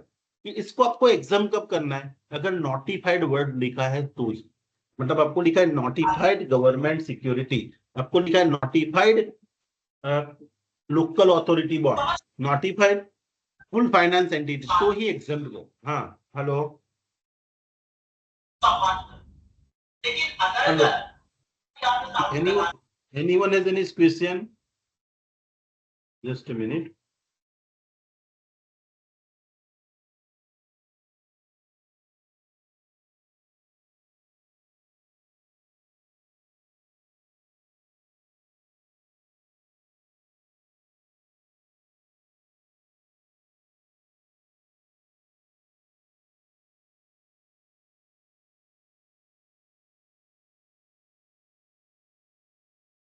Okay. What I was discussing with you कि जब तक ये जो गवर्नमेंट सिक्योरिटी वो हमेशा टैक्सेबल होती है, but if you find this word notified, okay, देखो ये भी है कि भाई notified bond issued by the local authority और notified bond issued by the pooled finance entity. तो नोटिफाइड वर्ड यहाँ गवर्नमेंट सिक्योरिटी इंटरेस्ट आता है टैक्सेबल ही कर दो, लेकिन आगे वर्ड नोटिफाइड दिखता है तो उसको एग्जाम्प्ट करना है, ठीक है। Then interest on this gold deposit bond, okay, under the gold deposit scheme 1999, then the interest on gold deposit certificate. देखो गोल्ड वाला जितने भी है वो उसकी जो 2015 की स्कीम है उसका इंटरेस्ट एग्जम्प्ट है। अगर आपको प्रोविडेंट फंड में पैसा पड़ा है और उसका इंटरेस्ट मिलता है वो एग्जम्प्ट है। सेम वे अगर सुकन्या समृद्धि स्कीम, ओके, उसका भी इंटरेस्ट होता है वो एग्जम्प्ट होता है। ठीक है, अगर आपका interest post office saving bank account में पड़ा है, मतलब आपने आपकी सिक्योरिटीज, आपका पैसा कहाँ रखा है, पोस्ट ऑफिस में रखा है, सेविंग बैंक अकाउंट में, और उस पर इंटरेस्ट मिलता है तो टैक्सेबल होता है। लेकिन यहाँ एक लिमिट है, याद रखनी है। अगर आपका ज्वाइंट अकाउंट है तो 7,000 तक एग्जम्प्ट है, अगर सिंगल अकाउंट है तो 3500 तक एग्जम्प्ट है। In case of joint account कितना, 7,000, बाकी कितना, 3500। सपोज आपको बोला है कि भाई मिस्टर एक्स, कोई सब में बोला है कि मिस्टर एक्स को ये साल में 25,000 रुपया इंटरेस्ट मिला, कहाँ से, क्योंकि भाई post office saving bank account से, post office saving bank account से, और this saving account is jointly with Mrs X. तो यहाँ 25,000 पूरा टैक्सेबल नहीं होगा, उसमें से 7,000 एग्जम्प्ट हो जाएगा और बाकी का 18,000 ही टैक्सेबल होगा।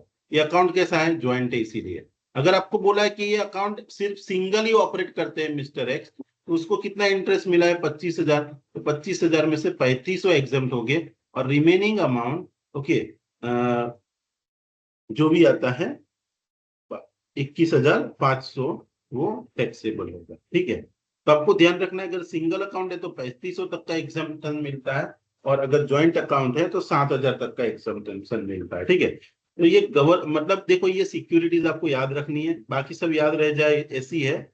गवर्नमेंट सिक्योरिटीज में सिर्फ ध्यान रखना कि भाई आगे नोटिफाइड वर्ड लिखा है तो एग्जम्प्ट होगा, और पोस्ट ऑफिस वाले में ध्यान रखना है कि पोस्ट ऑफिस में आता है तो उसका 25 पर, मतलब अगर ज्वाइंट अकाउंट है तो 7,000 तक का एग्जाम, अगर ज्वाइंट अकाउंट नहीं है तो 3500 तक का एग्जाम। ठीक है, now C, interest on NSC is taxable but accrued interest is eligible for deduction under section 80C। ठीक है, मतलब समझ लो कि ये एनएससी का मतलब होता है नेशनल सेविंग सर्टिफिकेट। ओके, तो नेशनल सेविंग सर्टिफिकेट एनएससी जो है, एनएससी में अगर आपने इन्वेस्टमेंट किया है तो एनएससी में तो क्या होता है, एक टर्म होती है, एक टर्म होती है कि भाई आपने एनएससी बाय किए, 5 साल के बाद वो मैच्योर हो गए और उसका पैसा आपको मिलेगा। ठीक है, तो सपोज समझ लो आपने 1 लाख का एनएससी में इन्वेस्टमेंट किया, मतलब 5 साल में हर साल 20-20 हजार भरते हो, या तो फिर 1 लाख का नेशनल सेविंग सर्टिफिकेट बाय किया और बोला कि मैच्योरिटी डेट पे आपको 1,20,000 मिलेगा। ठीक है, तो आपका जो एनएससी का अकाउंट होता है ना, उसमें हर साल इंटरेस्ट जमा होता रहता है।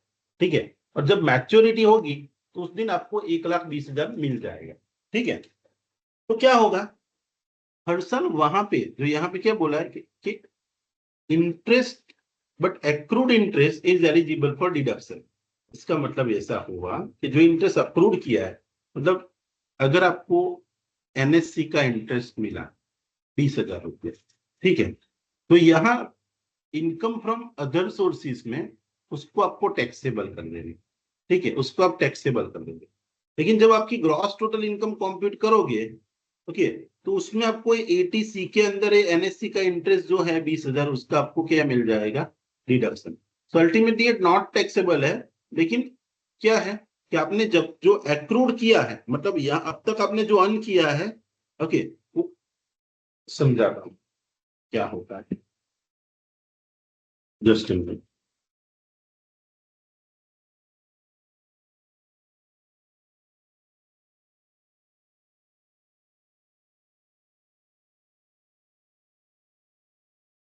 सपोज आपने एनएससी बाय की है फॉर ₹10 लाख, 10 लाख के नेशनल सेविंग सर्टिफिकेट बाय किया। ठीक है, और इसमें बोला है कि it's maturity period is 5 year, 5 साल के बाद मैच्योर्ड होगा, और मैच्योरिटी पे आपको 10 लाख की जगह पे 12 लाख मिलेगा। ठीक है, तो it is very much sure कि ये 5 साल में आपको 2 लाख रुपया इंटरेस्ट मिलने वाला है। ठीक है, अभी क्या होगा, पहला साल आएगा, तो ये जो गवर्नमेंट है आपके खाते में 40,000 रुपये इंटरेस्ट डिपॉजिट करेगी। आप उसको विड्रॉ नहीं कर सकते, आपके अकाउंट में दिखेगा कि आपने पहले साल तक आपका एनएससी वैसा का वैसा रहा, आपने बेचा नहीं, तो आपको आपके अकाउंट में 40,000 इंटरेस्ट सिर्फ क्रेडिट होगा। दूसरे साल में भी आपके अकाउंट में 40,000 इंटरेस्ट क्रेडिट होगी, आप विड्रॉ नहीं कर सकते। तीसरे साल में भी आपका 40,000 इंटरेस्ट क्रेडिट होगा, चौथे साल में भी इंटरेस्ट क्रेडिट होगा, और जब पांचवा साल आया, सपोज समझ लो पांचवा साल आया, तो उसमें भी क्रेडिट हो जाएगा, और मैच्योरिटी डेट पे आपको ये पूरे 40,000 5 साल तक, मतलब ये पांचवें साल में आपको ये आप मैच्योरिटी पे जाओगे तो आपने जो रोके थे वो 10 लाख प्लस ये 5 साल का इंटरेस्ट 2 लाख, ऐसा करके आपको ये 12 लाख रुपए वापस दे दिए जाएंगे। मतलब आपको पैसा मिलता कब है? पांचवें साल में। ओके, तो पांचवें साल में आपको ये 2 लाख इंटरेस्ट जो मिला ना, वो 2 लाख इंटरेस्ट आपका इनकम फ्रॉम अदर सोर्सेस में टैक्सेबल होता है। ठीक है, ये सब सालों में तो आपने रिसीव नहीं किया है तो टैक्सेबल नहीं होगा, सिर्फ एक्रू हो रहा है तो टैक्सेबल नहीं होगा। ओके, और वो ड्यू भी नहीं हो रहा है, सिर्फ आपके अकाउंट में सिर्फ दिखा रहा है कि इतना क्रेडिट हुआ, बट वो ड्यू और एक्रूवल आपका कब होता है? एक्रूवल हर साल होता है, but it becomes due on the 5th year. 5th year पे ही आप रिसीव करोगे तो 5th ईयर को आपको 2 लाख मिल जाएंगे। लेकिन हर साल जो इंटरेस्ट आपके अकाउंट में एक्रू होता है ना, वो हर साल आप क्या है, एटीसी में every year you can claim the deduction. तो ये सबका डिडक्शन आप हर एक साल में ले लोगे, मतलब इसका आपने ऑलरेडी डिडक्शन क्लेम कर लिया है, और पांचवा साल जब आएगा, जब आपको 2 लाख मिले तो गवर्नमेंट 2 लाख पे आपको टैक्स ले, अल्टीमेटली ये नॉट टैक्सेबल हो जाएगा। कैसे? क्योंकि जब आप 40,000 आपके अकाउंट में क्रेडिट होते थे तो तब गवर्नमेंट ने उस पर कोई टैक्स भी नहीं लिया, क्योंकि वो आपने रिसीव भी नहीं किया था और ड्यू भी नहीं हुआ था, तो गवर्नमेंट ने तब आपसे टैक्स नहीं लिया। ऊपर से आपने उन्होंने आपको क्या बोला, भले ही आपने रिसीव नहीं किया लेकिन आपको एटीसी में इसका डिडक्शन मिल जाएगा, जिसका आपको एटीसी में जितना इंटरेस्ट का अमाउंट है उसका आपको डिडक्शन मिल गया। वही मैच्योरिटी पे 2 लाख मिला, गवर्नमेंट बोलती है 2 लाख आपका टैक्सेबल हो जाए। समझ में आया? Hello hello Yes. Yes, okay sir. Okay okay. अभी आप देखो, next point is the deduction of interest on saving account. देखो, अगर आपका बैंक में सेविंग अकाउंट है और उस पर इंटरेस्ट मिलता है तो ये देखो, ये पीजीबीपी का पॉइंट, सॉरी अदर सोर्सेज का पॉइंट नहीं है, लेकिन ग्रॉस टोटल इनकम में से आपको ये पता होना चाहिए कि there are 2 sections, one is eighty TTA and other is eighty TTB. Eighty TTA is for what? For normal person like me and you, और जो सीनियर सिटीजन है उसके लिए एटीटीटीबी। तो अगर आपने पूरे साल में बैंक सेविंग बैंक अकाउंट में से इंटरेस्ट कमाया, वो भी इनकम फ्रॉम अदर सोर्सेस में ही टैक्सेबल होता है। Interest on saving bank account is always taxable under which? Under that income from other sources.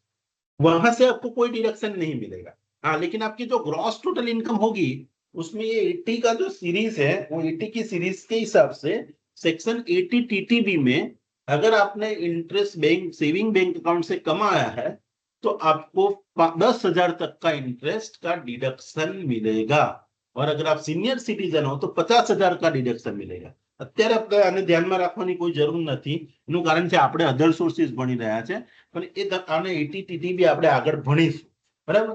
ત્યારે આપણે ડિસ્કસ કરીશું। અત્યારે તમે એટલું યાદ રાખો કે ભાઈ સેવિંગ બેંક અકાઉન્ટ નું ઇન્ટરેસ્ટ અધર સોર્સિસ માં ટેક્सेबल થાય, और फ्रॉम ग्रॉस टोटल इनकम अगर मुझे सेविंग बैंक अकाउंट से इंटरेस्ट 10,000 से ज्यादा मिला है, तो 10,000 से ज्यादा मिला है तो क्या होगा, 10,000 तक का मुझे एग्जम्पशन मतलब डिडक्शन मिलेगा, not exemption, gross total income में से मुझे डिडक्शन मिलेगा। ठीक है, other point is this and then it is there. Yes, ये जो एनएससी वाला पॉइंट था उसमें हमें एटीसी में हर साल 40,000 का डिडक्शन मिलेगा, और जब 5th ईयर में हमें 2 लाख रुपीस मिल जाएंगे तो वो टैक्सेबल होगा। लेकिन 5th ईयर में भी हमें 40,000 का डिडक्शन तो मिलेगा ही ना? 40, हाँ 40 5 साल में वो 5th ईयर भी आ जाता है ना बेटा। हाँ हाँ हाँ, तो वो साल में क्या होगा, 2 लाख टैक्सेबल होगा, 40,000 का डिडक्शन मिलेगा, मतलब आपका टोटल डिडक्शन कितना हुआ, 2 लाख, और टैक्सेबल अमाउंट भी कितना हुआ, 2 लाख। मतलब क्या हुआ, you are not paying the tax on that. Okay, okay. ये पॉइंट है, ठीक है। अभी I think another 2 hours are required to complete this lecture, so right now I am concluding my lecture. आराम से हो जाएगा हमारा इनकम फ्रॉम अदर सोर्सेज। तो मेरा टारगेट ऐसा है कि भाई अभी 2 दिन चलेगा, कल tomorrow again we will have a extra lecture, and that extra lecture will be so in morning. It is not possible, but in evening, because now tomorrow there is no Navratri nothing.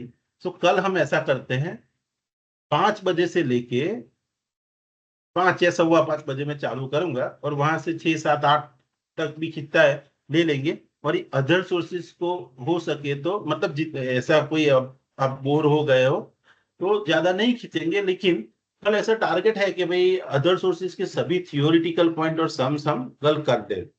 और परसों Monday again हम हमारे regular time पे 5:30, 6, 7 बैठेंगे। तो Monday हमारा ये other sources और वो प्रिजम्पटिव टैक्सेशन दोनों मंडे तक हो जाएगा, ठीक है। तो कल हम आगे मिलते हैं, आगे के पॉइंट डिस्कस करते हैं। ये इसका जो रिकॉर्डेड लेक्चर है, आगे के 2 दिन के भी मैंने नहीं रखे हैं, मुझे पता है, but today I will put it in my YouTube channel. और जो मेरा पहला दिन का लेक्चर है वो बहुत डिस्टर्बेंस था, हमने वो सॉफ्टवेयर और सेटअप करने में। उसमें पहली 42 मिनट्स सिर्फ ऐसे बैठा रहा हूं मैं या आपसे बातें कर रहा हूँ, ऐसा कुछ है। तो लेक्चर चालू होता है 42 मिनट से। तो और मुझे वो मेरे पास वो वीडियो कटर का सॉफ्टवेयर नहीं है, और I don't know that how to cut it. So मैं वो वैसा का वैसा अपलोड कर देता हूँ यूट्यूब पे। तो जो भी देख रहा है ध्यान रखना कि वो 42 मिनट के बाद से ही आप देखना वो वीडियो, ठीक है। Right now I am concluding my lecture. Wish you happy Dussehra to all of you, and you can now, if Thank you you, want to sir. leave, okay बेटा, Thank you, sir. okay, now you can leave। और इसका recording मैं आपको इस मतलब ये तीनों lecture का रिकॉर्डिंग आज मैं यूट्यूब पे अपलोड कर दूंगा, ठीक है। पहले लेक्चर का ध्यान रखना है।